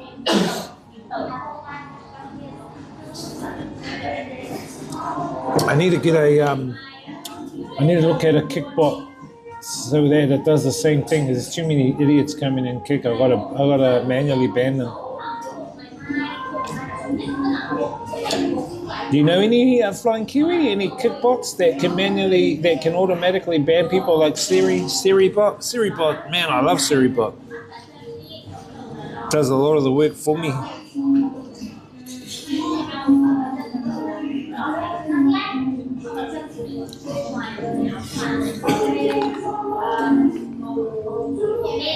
Anyway, I'm just giving my review about Harbin, how I enjoyed it, and about how the overall experience was great. I really enjoyed it. Coming back on the plane, bro, I just fell off to sleep, bro. I fell off to sleep on the plane, you know.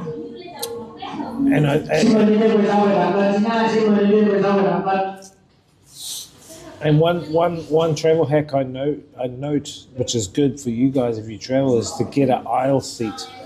The reason why you get an aisle seat, because if you get a window seat and you fly for a long period of time, you got to get up and out. You got to get other people out. Whereas if you got the aisle seat, you can just get up, go to the toilet, come back. The only problem is you got to get up when other people who are near the window or in the middle of you want to get up to go to the toilet. Plus the good thing is you get to nudge the air hostesses. They kept nudging me. They kept butt swiping me and everything. I was like, oh, okay. They're pretty cute, man. The Chinese air hostesses. Nah, bro, don't know much about KK. Oh yeah, nah, I'll look into it, bro. I think Botrix has some very similar.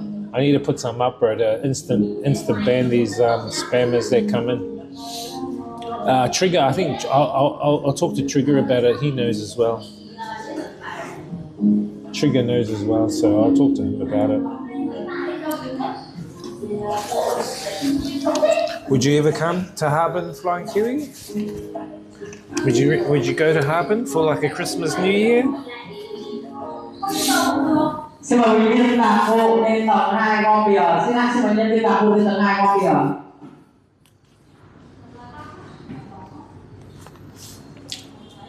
Yeah, bro, if I got the cold gears, I'd go cool. As I was saying before, bro, Flying Kiwi, I think Harbin is a specialist. If you're a streamer or a tourist, it's for those that are.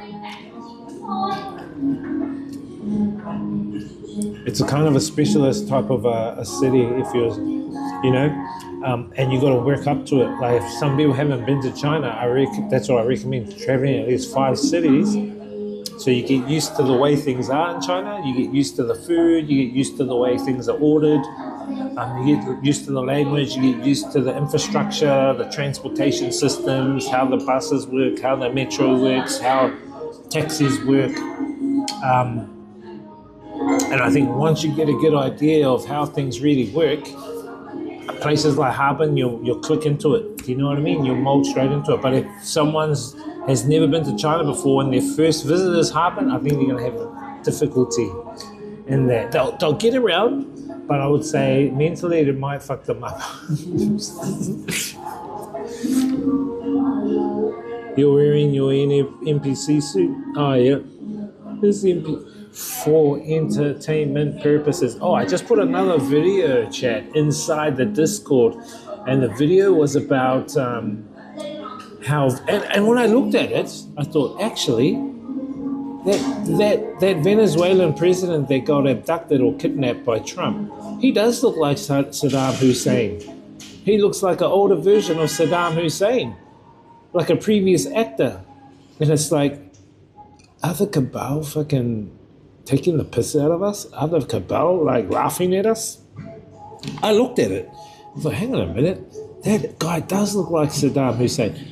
And when you look at the video I put in the Discord, you'll see how the guy, he does all the reviews for lookalikes and that. And you can see all the different facial things are in the same places as the president of Venezuela, well, the former. All actors, man. I think it's all actors, bro. People calling him Mexican. Yes, bro. It's all a big farce, bro. All a big fucking farce, bro. But you know, those that are awake, I think, aren't fooled. Most of us are not fooled, eh? We're not fooled by that.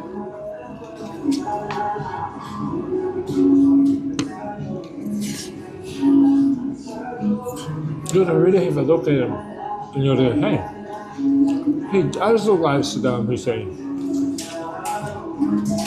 Like, what the fuck?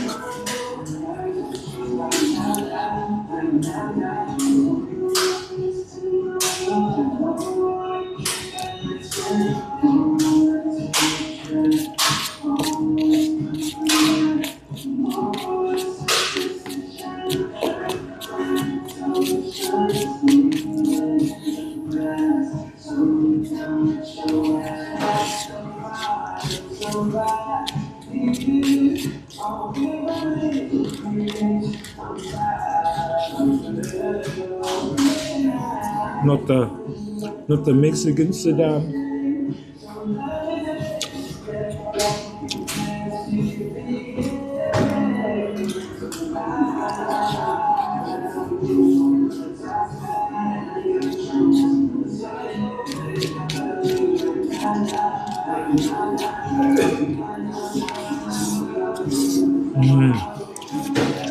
Done.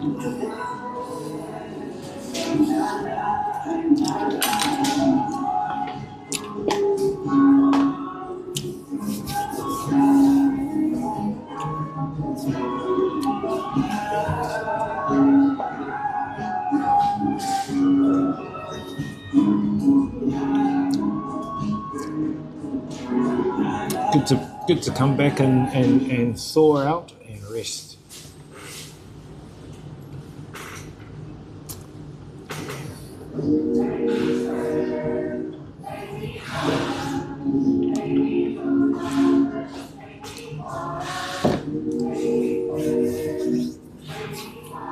This guy wearing his NPC suit.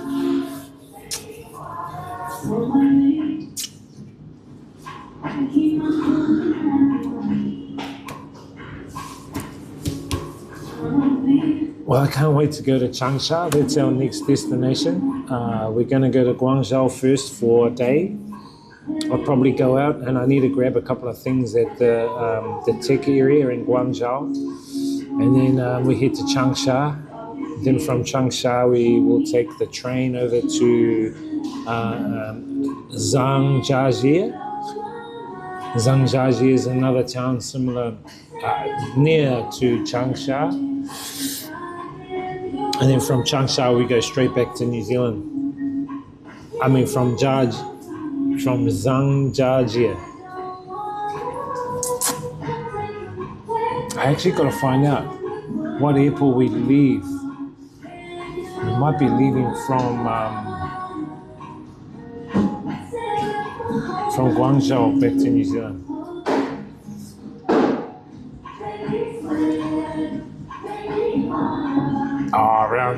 Around second week, bro, of Feb.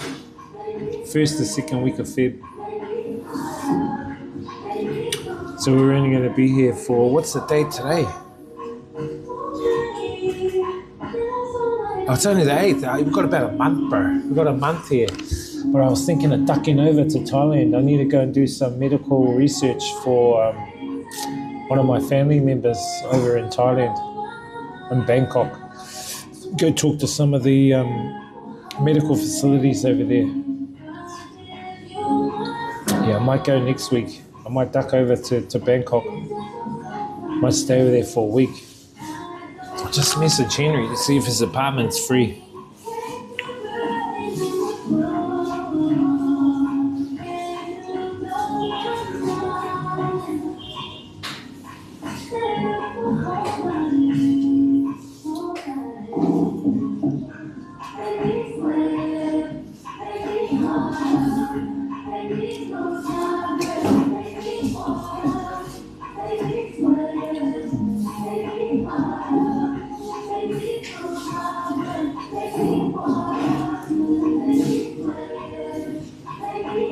Yeah, I might go there.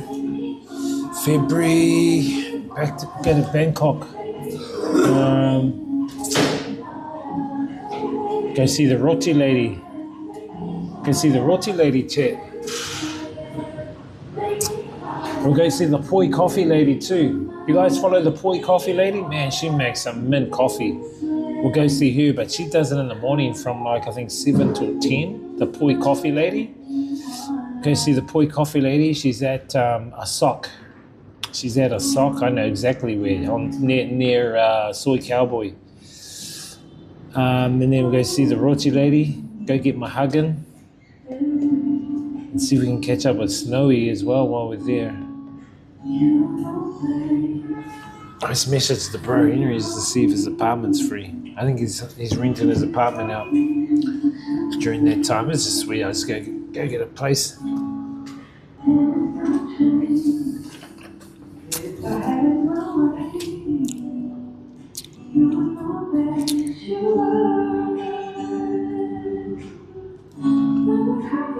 He's back in New Zealand working, bro.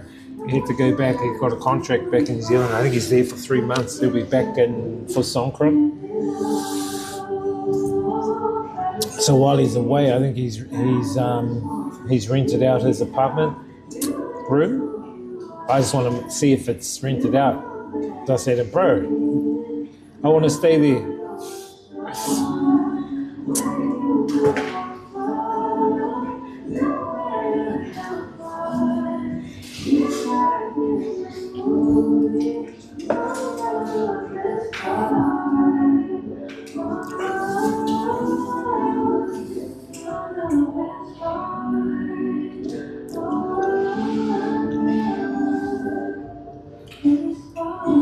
Yeah, so he started a job back in New Zealand. Contract.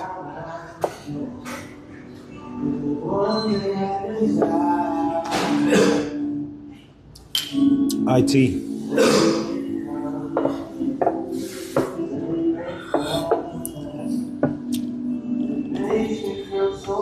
Living the dream back in New Zealand. The wet dream. Oh well, everyone's got their own choices in life, eh, bro? That's how I look at it. I don't judge them for it. If they want to do what they do, cool. We all got our own journey at the end of the day. I just respect everyone's path and wish them the best no matter what it is. I hope they do well. They succeed in what their journey goals are, and you know, you just got to encourage, support. That's it. Do the best we can.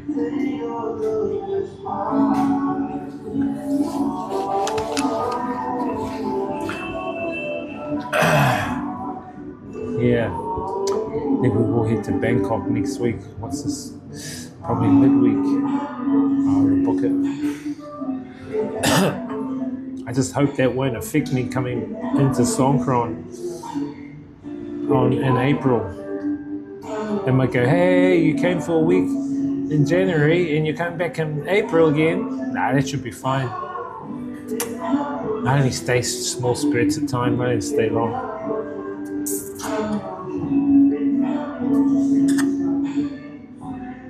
Good thing about getting the tourist multiple visa chat, I highly recommend it. Like people go, if they want to come to Vietnam, they get the single. I say, nah, bro, get the multiple, because then you can do travel outside of Vietnam, you know, and then come back in Vietnam again on the same visa. And it's only an extra $25, but for 3 months it's pretty good. I do wish Vietnam had a digital nomad visa or a retiree visa. Bro, that's what's missing here, man. It would be good to, otherwise you got to look for a wifey here.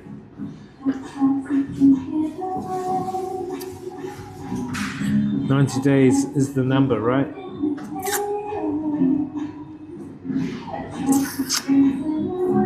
Yeah, bro. I'll get that if I have my own place in Thailand. I don't know, who knows?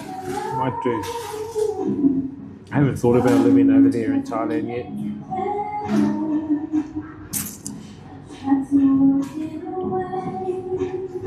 I don't want too much. I don't want too much assets, bro. Too much stuff. Do you know what I mean? I don't want too much stuff, bro.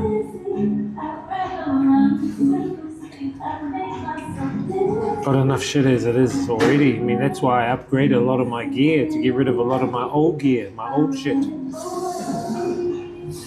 Get rid of all my old gears, even back in New Zealand, bro.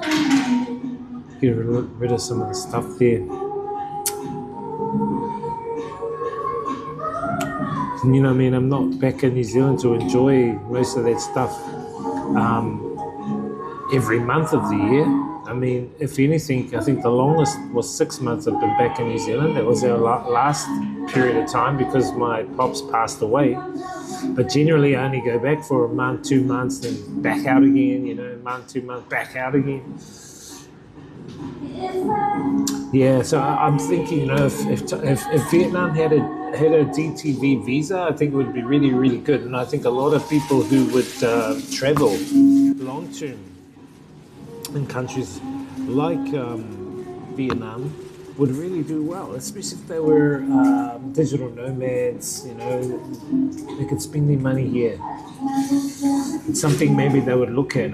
Yeah, it's kind of weird though. It's kind of really, really weird because it's kind of back to front to Vietnam in a way. Like, let me put it to you this way, Chad. I mean, you could DJ here, you know, without a work permit. Whereas in Thailand, you DJ there, they most likely will come and like fine you because you're on a tourist visa. Here it's more open, it's more sweet ass, but they don't have a DTV visa. Thailand has a DTV visa for influencers and for retirees, but they're very strict on finding those that are working that shouldn't be working. Yes, they are to a point here in Vietnam, but there's still quite a lot of loopholes here that, you know, I don't want to talk too much about those loopholes, but there's quite a lot of loopholes here, bro. But you just got to be careful. I think that sometimes they'll start closing those up now, like how they've been doing with all the bank accounts and stuff like that. I remember too, there's a street here called Ha Chung Street, Chad. It's a known street in Hanoi. It's called Gold Street. And there are a lot of gold sellers on the street. And not only are they gold sellers, but they are cash converting people as well. So they like currency exchanges. And there was a massive crackdown because a lot of locals were coming here with a lot of money and going to the gold streets, because the gold streets, man, you can get really good currency exchange rates. They are the best. In Hanoi, and I would say even in Ho Chi Minh City, all the cities are best. Are best for exchanges, for doing exchanges. The gold streets are, because of all the gold shops and the currency exchanges. And in fact, if you worked here, and you were getting cash, because you can get cash here, work job, and it's legal to a point. You know, you might be earning, let's say you're earning 2,000 US a month in cash. You get that in Vietnamese dong. And if you're working for 6 months, that's an accumulation of a lot of money you've got on hand. Where do you take it? So what people were doing was they were taking their money to the gold shops, and they were getting the gold shops to put that money into their offshore account. Like they might have a Wise account or PayPal, and they would convert that. So if I had, say, 20,000 US dollars, I would get the gold shop to put it into my PayPal, and the gold shop would probably take $60 or something like that. I mean, it costs a lot, but to get that out, it's worth it. You know, and a lot of people are doing that. A lot of people are working here, cash jobs, and then going to the gold street, and then exchanging money into their accounts, like Wise accounts and all that kind of stuff, or converting it into other denominations of cash, like changing the Vietnam dong into US dollars and then taking it out. But you're only allowed to take out a maximum of 5,000 US dollars out of Vietnam. You know, if you get caught With more than that, they will confiscate the rest. And usually what the immigration officers do is they distribute it between the boys. So, so if you take 10,000 US dollars out, they'll grab that other 5,000 and they'll distribute it to the boys. That's how it is here in Vietnam, man. That's how the code works. A lot of people don't realize that.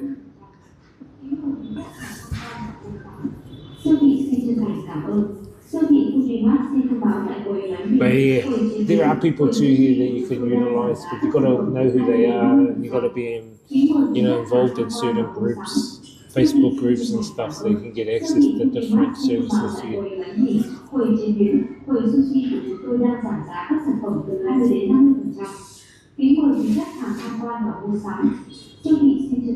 Money's a bloody Ponzi scheme in itself anyway. The world's biggest Ponzi scheme. Bloody capitalist system. No bloody toothpicks.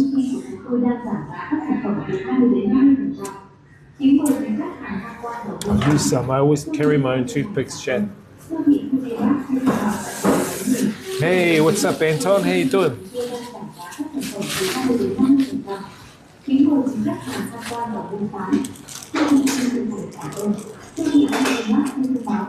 Here we're back at our supermarket spot. I like the spot. It's good for streaming. I can see out on the street. You know what I mean? You can see foreigners walk by and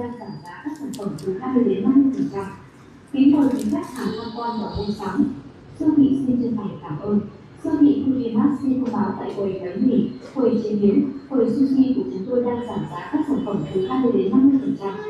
Kính mời quý khách hàng tham quan và mua sắm. Siêu thị xin chân thành cảm ơn. Siêu thị Curimas xin thông báo tại quầy bánh mì, quầy chế biến, quầy sushi của chúng tôi đang giảm giá các sản phẩm từ 20 đến 50%. Kính mời quý khách hàng tham quan và mua sắm. Siêu thị xin chân thành cảm ơn. Siêu thị Curimas xin thông báo tại quầy bánh mì, quầy chế biến, quầy sushi của chúng tôi đang giảm giá các sản phẩm từ 20 đến 50%. Kính mời quý khách hàng tham quan và mua sắm. Siêu thị xin chân thành cảm ơn. Siêu thị Curimas xin thông báo tại quầy bánh mì, quầy chế biến. Just give the old man your kiwi. I did, but he didn't want it. He goes, oh, it's okay, it's okay. I tried to leave it with him, but I offered it to him, but he didn't want to take it. So I thought, oh, that's fine. I think he was just happy just for me to have games with him, and it was really good to catch up and play some billiards with that. As I was saying before, when I did the review, I think that playing pool in another country, it kind of connects you in a way where you don't need to talk or you have language. I think there is an automatic, natural way of communication when you engage with people in playing games like billiards. I mean, it's like at any sporting events, world sporting event. You know what I mean? You engage with the opponent, but in this way, it's kind of like a camaraderie. And there was a third guy there. You may have seen him in the chat, in the streams that I played. He was a very cheeky guy. He's a cheeky Chinese guy. He's kind of bald guy. So I played him a few times, but he would get cocky. He was a very cocky guy, and I thought, man, this guy's ignorant. And what happened was I would beat him, and I would always be 2 games ahead, but he wanted to keep playing the game, even though the old man was waiting for his turn.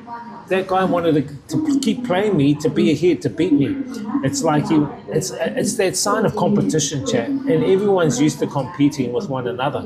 It's trying to game it or trying to get the one over, the one-ups over people. I noticed that a lot of people want to get one-ups over people, taking advantage of others or getting that win over them. I want to win. I want to, gaming it. I call it gaming. People want to game against other people, and it's. I find it's a mental issue, bro. It's a mental health issue where others want to get one-ups over other people. It's like, for instance, you stand in line and then someone jumps in front of you in line. They're trying to get one-up over you. Do you know what I mean? It happened last night when I was walking in Shanghai. I checked in and we were walking to the plane. I don't know if you guys saw. We were walking to the plane on stream and there was a girl and she was trying to run ahead of me, but I kept walking quicker than her. just trying to get the one-ups. I was going, these guys, it's like an inbred competition thing, and I think it comes through the capitalist system where, you know, you've got artificial scarcity, ruthless competition. It's a learned behavior. And I noticed the guy I played pool against, this is what I'm getting to, the guy I played billiards against, he got very cocky to the point where he wanted to keep playing to get the one-ups over me. Like I was, I think, 4-2, right? I had basically beaten him because it's the first. If you play out of 3, it's the first to win 2 games, and I did that, 2-1. Then it should have been the old man's game, but he wanted to keep playing. He wanted to keep playing. I don't think he believed he would lose. Anyway, we kept playing, and then it was like 5-3, and he still wanted to keep playing. And then I offered to give my stick to the old man. And then that guy eventually gave a stick to the old man. But he wanted to get the one-ups, and I was going, man, this is that competition behavior, competitive behavior. It's like, bro, why do you have to get one-ups over people, man? And I can tell when people do it. They do it, I think, psychologically, subconsciously too. They don't realize they're doing it. So, yeah, he's going to miss you. Yeah, that sucks. I liked the old man. Yeah, the old man was good. He was good. My last message to the old man before I left was, I said, look after your wife and tell her not to be too hard on you. That's what I said. And he laughed and he looked at her and she went, as she didn't know what I said to him, but he laughed and he looked at her. He laughed, he goes, he looked at her like that. And then I walked out of the door.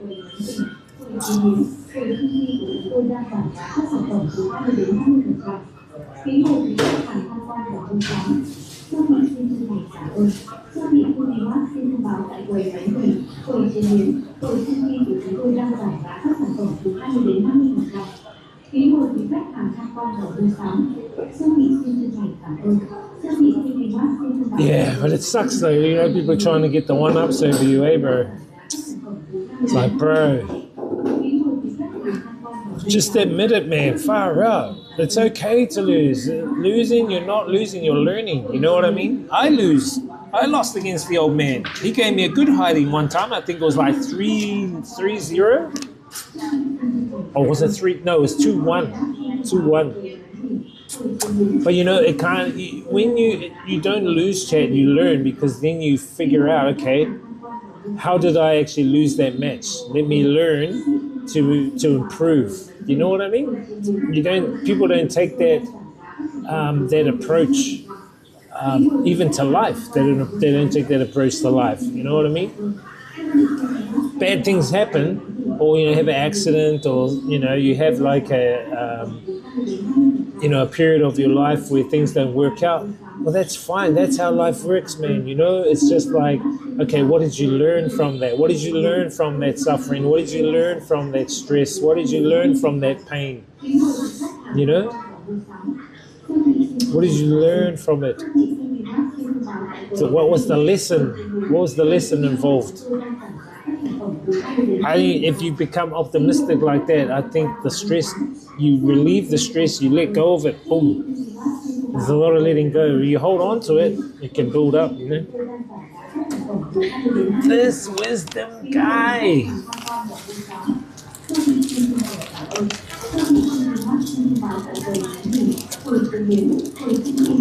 People are coming in now, getting some hungry people chat. I thought I'd just stream for a couple of hours today. What's our stream? Oh yeah, 2 hours. There you go. Perfect. We're DJing on the weekend too. We're doing a hip hop event at the Boombox Club. But I haven't been getting much people there, I just said to him, bro, you need to get your marketing sorted. I even told him, bro, you should do what I did back in New Zealand. You go to gyms and you offer the gym discounts for their members. Or you go to hairdressers and you do hairdressing shows. You use the saloons. You might use 4 or 5 saloons to come and do a hairdressing competition.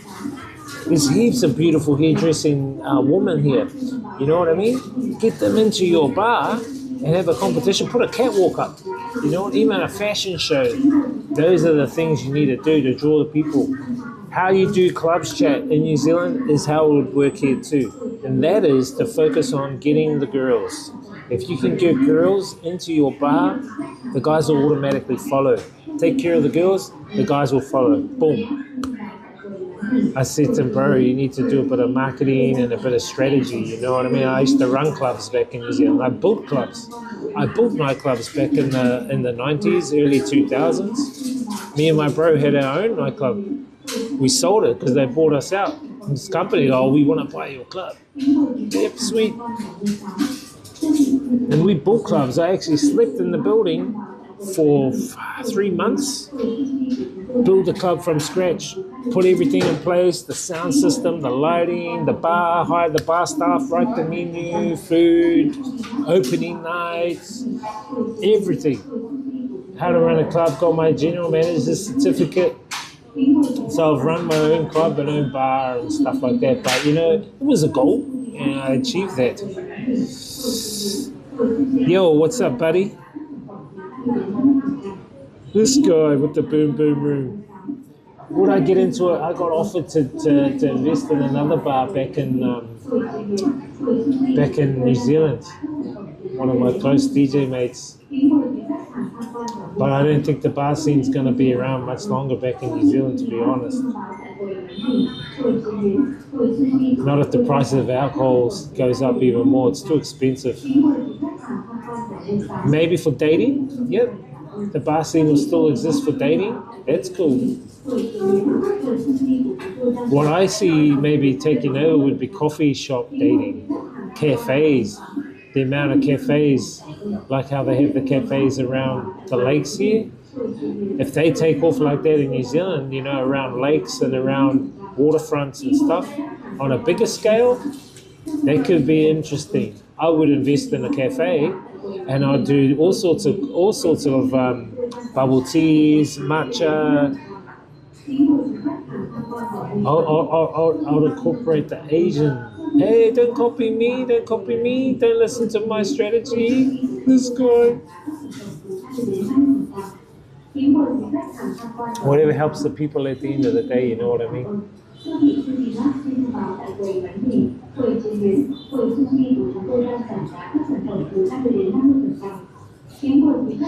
Some hungry people coming in now. Buddy. I've only seen one other streamer stream Harbin, and that was Bonsai. She streamed Harbin, but I don't think did she stream it in winter? Yes, she did, but I didn't see her go to the Ice and Snow Festival or the Ice and Snow Park. I just saw her eat at a restaurant. She would just stay in, her streams were just inside restaurants. She would just go to the restaurant, spend 2 hours, 3 hours in there, chatting, eating food, then that's it. She wouldn't go outside. And maybe she was scared of the snow. But if you guys come across any streamers that do Harbin, let me know. I'd like to see how they handle that environment, I think.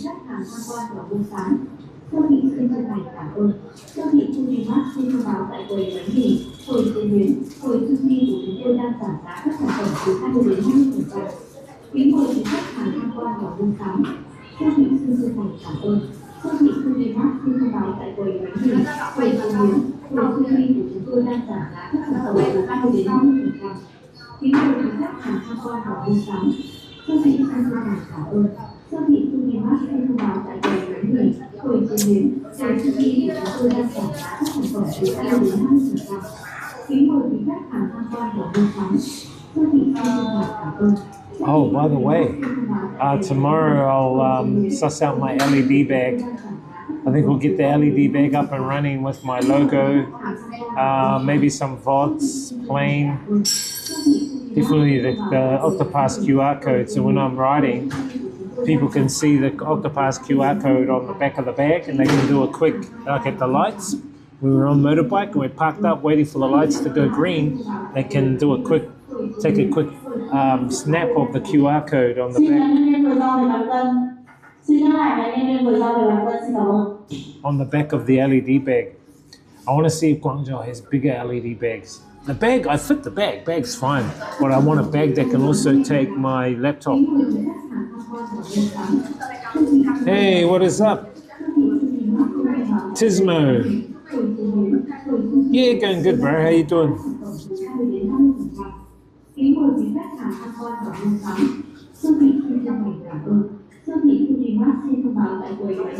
Just finished eating dinner.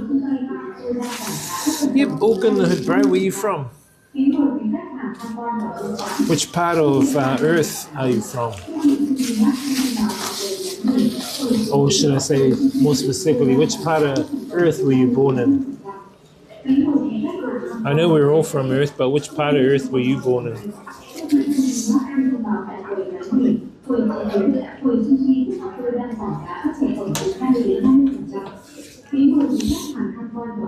London. Oh, nice. I'm from Aotearoa. Do you know where Aotearoa is? How's London? How's your Prime Sinister? Your Prime Sinister, Ken Starmer. How's the Prime Sinister going? Is he your Prime Sinister?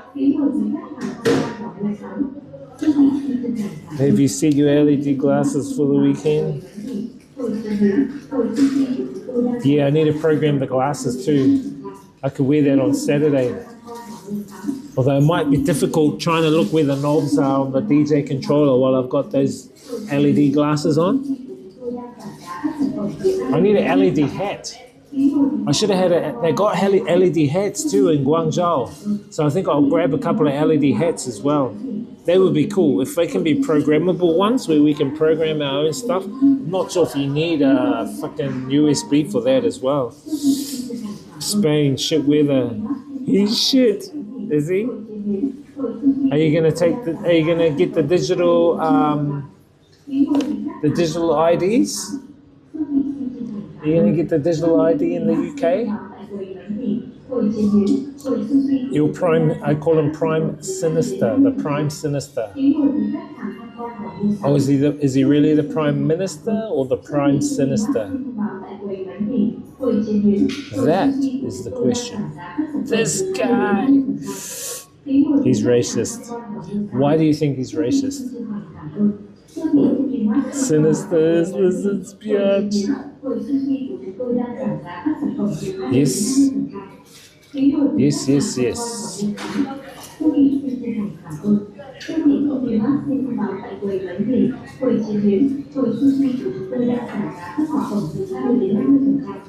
He wants the blacks out, so he wants me out. Because what they want to do is they want to change society by infiltrating all the immigrants into different countries. Because what's happening is people are waking up and people are disagreeing with the agendas that their governments are bringing about. And because those locals, all those citizens of those countries are rebellion against the narrative and against the agenda, those governments are going, okay, how do we oust out? How do we oust out these locals that are being rebellious? You bring in immigrants. You bring immigrants in to flood and saturate the country, which is what they're doing. And not only that, but you also create division. You create more division. So you create the us and them, which is what they want. It's a part of the big agenda, bro. It's part of the big agenda. I don't want to go too much into it. We've talked about it over the past week on stream and everything like that. We know what the goal is, chat. We know what the agenda is. And what I recommend you guys do, chat, is you guys hit us up on Discord. Go into Discord. You'll see my Truth Matrix category on my Discord. And I upload a lot of the videos that can school you up on a lot of the stuff that I talk about on stream, a lot of the deep diving stuff, a lot of the matrix deep diving stuff that we talk about, you know. I don't want to talk too much online about it here at the moment because, you know, there's bloody BS, TOS stuff. I'm a hard-working citizen. Nice. Do you pay your taxes, Tismo? Hey, Kyuku, where?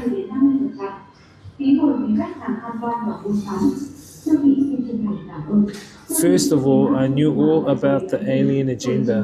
Oh yeah, everyone knows about that. You probably knew because of David Icke. You ain't an immigrant though. Yep, I understand. Nah, I'm Maori, bro. I'm not Spanish, I'm Maori. Maori are the indigenous people of New Zealand. Basically the First Nations people of New Zealand.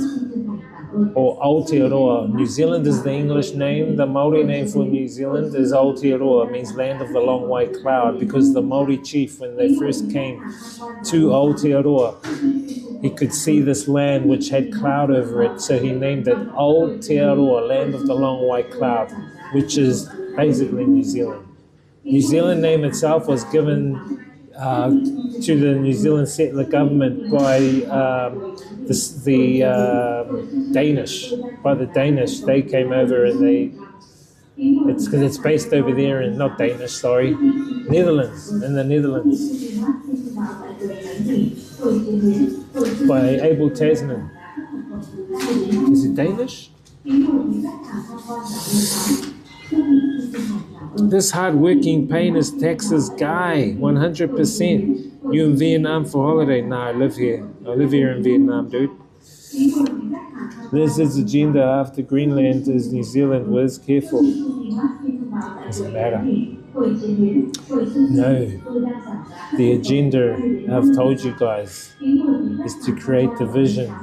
What Klaus Schwab, the former leader of World Economic Forum, has said, we will create many polycrises because you will be happy, but you will own nothing.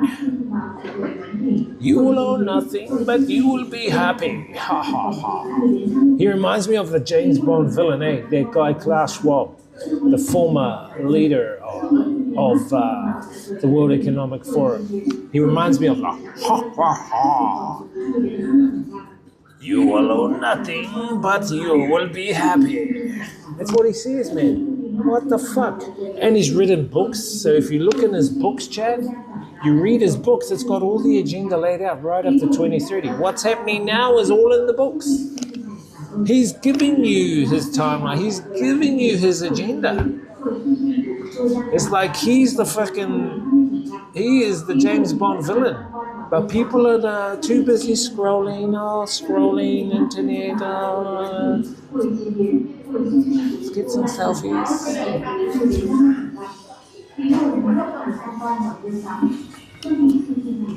Ken, the Prime Minister of the UK is basically just a puppet. Just a puppet for people like Tony Blair. He is Tony Blair's puppy. Tony Blair is the World Economic Forum's puppy. And who controls the World Economic Forum? You won't believe who controls the World Economic Forum. People like BlackRock, State Street, Vanguard.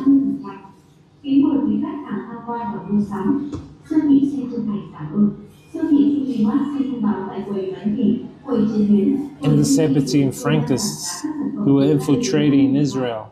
They are the ones, the cabal.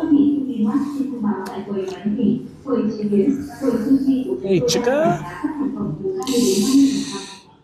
Vietnam nice? Ah, it's good, bro. You remind me of my dad because I'm originally Spanish. Well, we could be related. You never know, bro. You never know. Whereabouts in Spain are you from? I've been to Spain. I went to Barcelona and just in the north, near the border of France. I liked it in Spain, man. Nice fruits, nice veggies. I nearly got scammed there by pickpocketers, but I noticed because my cousin, she was talking to these ladies that were doing a survey, and I could see she had the what is it, the iPad thing here showing my cousin, but her hand was in my cousin, trying to get into my cousin's bag, and I said, hey. I said to my cousin, let's go. Because in Spain, there's a lot of pickpocketers. Hey, there's a lot of pickpocketers, right? We need Rishi back, Malaga. And I'm not saying all Spanish people are bad, bro. You know, if every country you go, you're going to get bad people. You know, you're going to have apples rotten everywhere. You know, they go off now and again, so... Someone said that I remind them of The Rock. If you smell what The Rock is not cooking.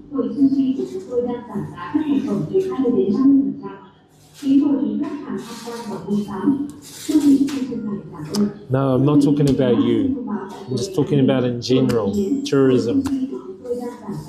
A lot of tourists do. A lot of tourists get pickpocketed.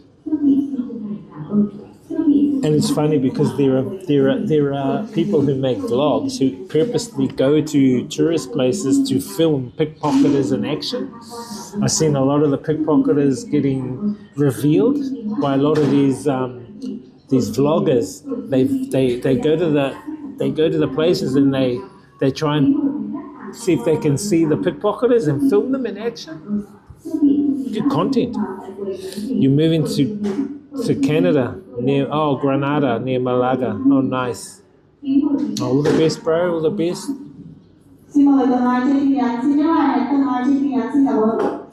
So you know, I'm Maori, native indigenous people from New Zealand. We are the native indigenous people from New Zealand. So I mean, my culture-wise, I've been brought up culture-wise, Maori. Culture-wise, brought up in this reality, Maori. Experiencing being Maori in a multicultural world. You like the Asian chica? This guy. Yeah, not bad. They're very loyal. You know, and they can be very caring. You know, don't answer you back.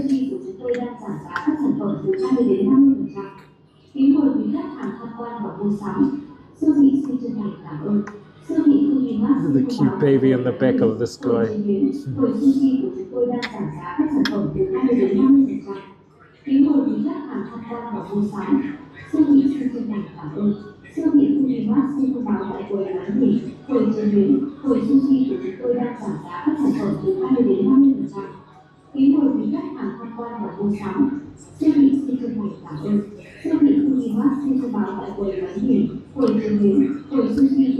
Cute little baby on the back of this guy's back. Best pussy or not, this guy? No, I got a white girl. I can't answer that question. It's all on your own experience if you come here.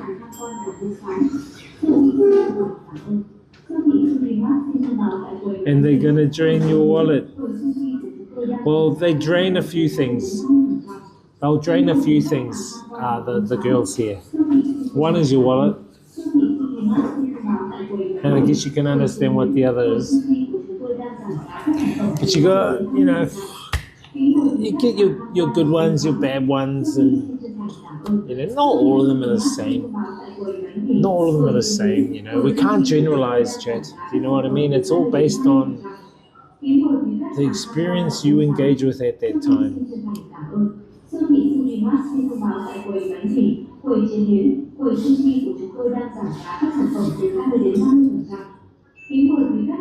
You can have whoever you want to have, dude. The world is your oyster. You can have a guy if you want. You can have a lady boy if you want. You can have an animal if you want. It's your choice. It's your free will. I wouldn't recommend it, but this guy. Hey, what's up, Raul? What age, if you don't mind me? I am ancient. I'm an ancient soul. That's all I will say.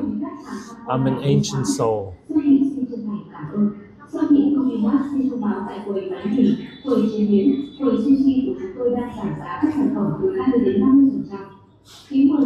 I'm 21. Siêu thị Sulimat xin thông báo tại quầy bánh mì, quầy chế biến, quầy sushi của chúng tôi đang giảm giá các sản phẩm từ 20 đến 50%. Kính mời quý khách hàng tham quan và mua sắm. Siêu thị xin chân thành cảm ơn. I'm ancient. Hey, don't copy me. Quầy chế biến, quầy sushi của chúng tôi đang giảm giá các sản phẩm từ 20 đến 50%. Kính mời quý khách hàng tham quan và 23. Oh, you're just a young guy. You could be ancient soul too. I think we're all ancient souls somehow.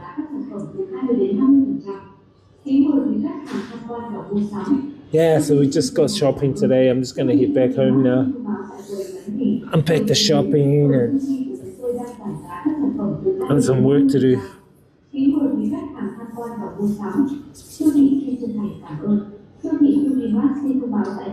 Come on.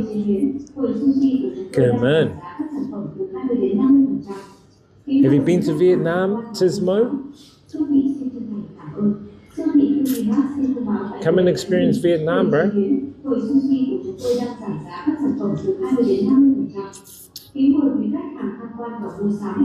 Come and experience.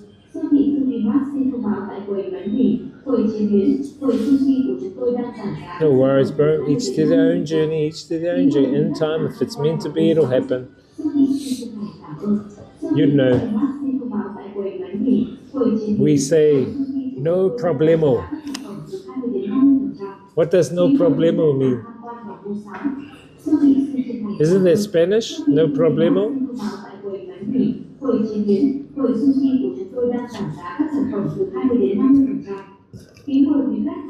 No problem. You should come here and teach Spanish, bro. Teach Spanish and teach Spanish dancing. Isn't salsa Spanish?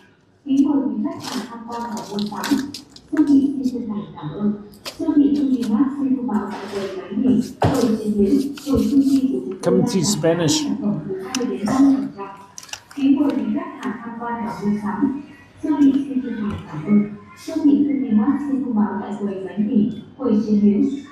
Teach Spanish cooking. Right, see, right. You love dancing. Dancing and romancing.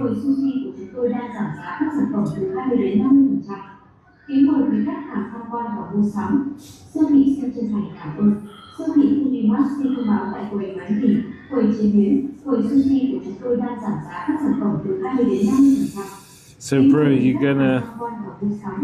Nah, I don't smoke.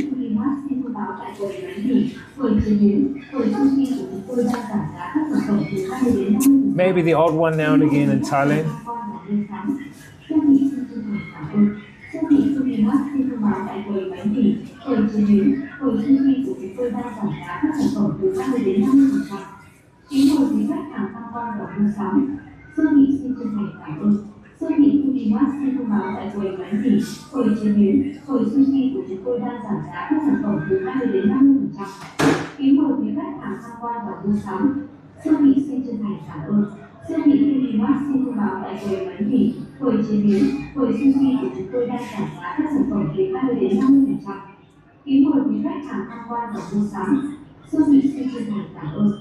Oh, that. What do you want to know that for? This guy. Too old in the UK, too cold, bro. How cold is it? Tell me how cold it is, then I'll tell you whether it's cold or not.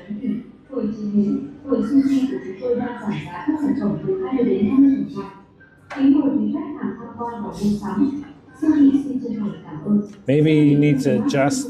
Maybe you're not keeping warm. How would you guys survive in the cold if you didn't have any electricity? Like your electricity went off, how would you survive? 4 degrees. Oh, yeah, it's all right. Spain is usually 30. That's why I'm moving back. Oh, I see. Yeah, New Zealand can get warm too. So but usually the warm temperatures are around 25 degrees in New Zealand. But the sun is quite harsh.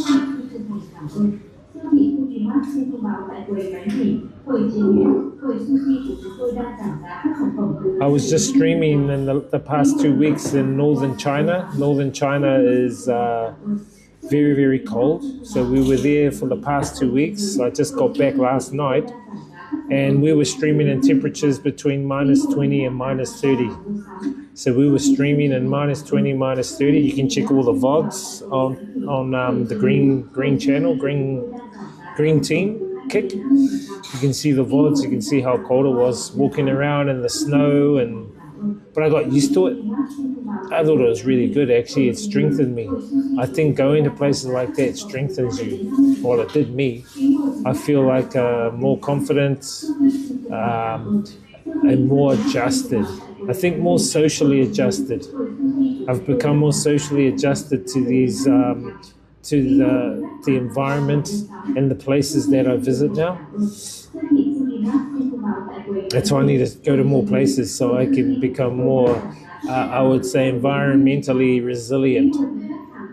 We need to go to check out deserts too, and like dusty places, you know. Get into some tornadoes and stuff like that, and you know. I've been in major floods, I've experienced that. Yeah, I've been to Egypt, been into the hot temperatures. Dubai, there was plus 45 degrees. Like, wow, that was super hot.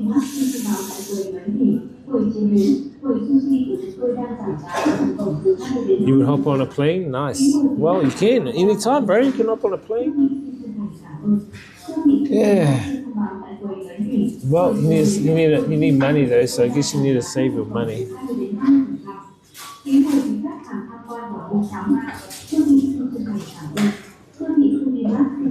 So we're at a supermarket. The thing with supermarkets in Vietnam is that they have dining areas. So this is the dining area of the supermarket. Behind me is the actual supermarket itself. So you can buy ready-to-eat meals and just heat them up in the microwave. And then you just sit down and you eat.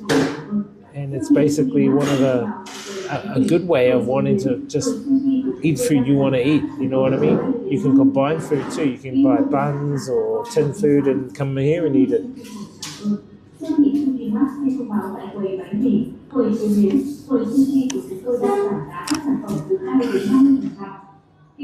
Anyway, we had a good review today, chat. So yeah, that was my overall summary of Harbin today. I would go back again, but I'd actually go back with someone else, like a family member or another streamer. I think it would be really cool.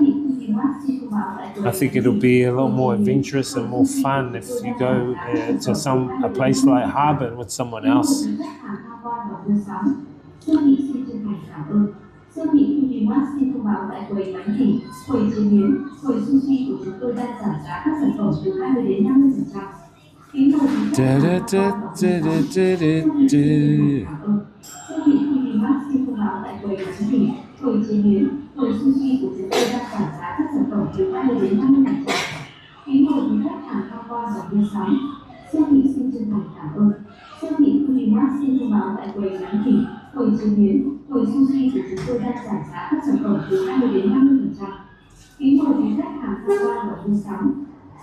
Oh, getting tired, chat. I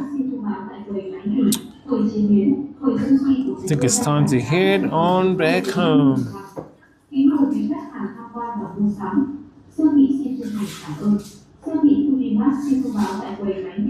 Come on. Can you hear them? Kính mời quý khách hàng tham quan và mua sắm. Siêu thị xin chân thành cảm ơn. Siêu thị Mart xin thông báo tại quầy bán thịt, quầy chế biến, quầy sushi của chúng tôi đang giảm giá các sản phẩm từ 20 đến 50%. Kính mời quý khách hàng tham quan và mua sắm. Siêu thị xin chân thành cảm ơn. Siêu thị Mart xin thông báo tại quầy bán thịt, quầy chế biến, quầy sushi của chúng tôi đang giảm giá các sản phẩm từ 20 đến 50%. Kính mời quý khách hàng. All right, chat. Siêu thị xin chân thành cảm ơn. Siêu thị Mart xin thông báo tại quầy bán thịt, quầy chế biến, quầy sushi của chúng tôi đang giảm giá các sản phẩm từ 20 đến 50%. Kính mời quý khách hàng tham quan và mua sắm. Siêu thị xin chân thành. We're out of here, chat. Hope you guys have a great life, not just a great day. Thank you guys for popping in. I'm going to leave you guys in the hands of Matt, one of the tech gurus of IRL Aussie streaming. Go check him out. Give him a bit of love. Yeah, see you later, Flying Kiwi. Thanks, bro. Thanks for chilling out. Thank you, Tismo on Green Team. Who else popped in today? Raul. Thank you, Raul. Anton. Prowl. And everyone else that popped in today, and our family on Red Team YouTube. Thank you guys for popping in. Pygmalion, Buddy, thank you, buddies. And Jada, she popped in as well. Cool. Anyway, and the C Chat experience the journey, inspire others.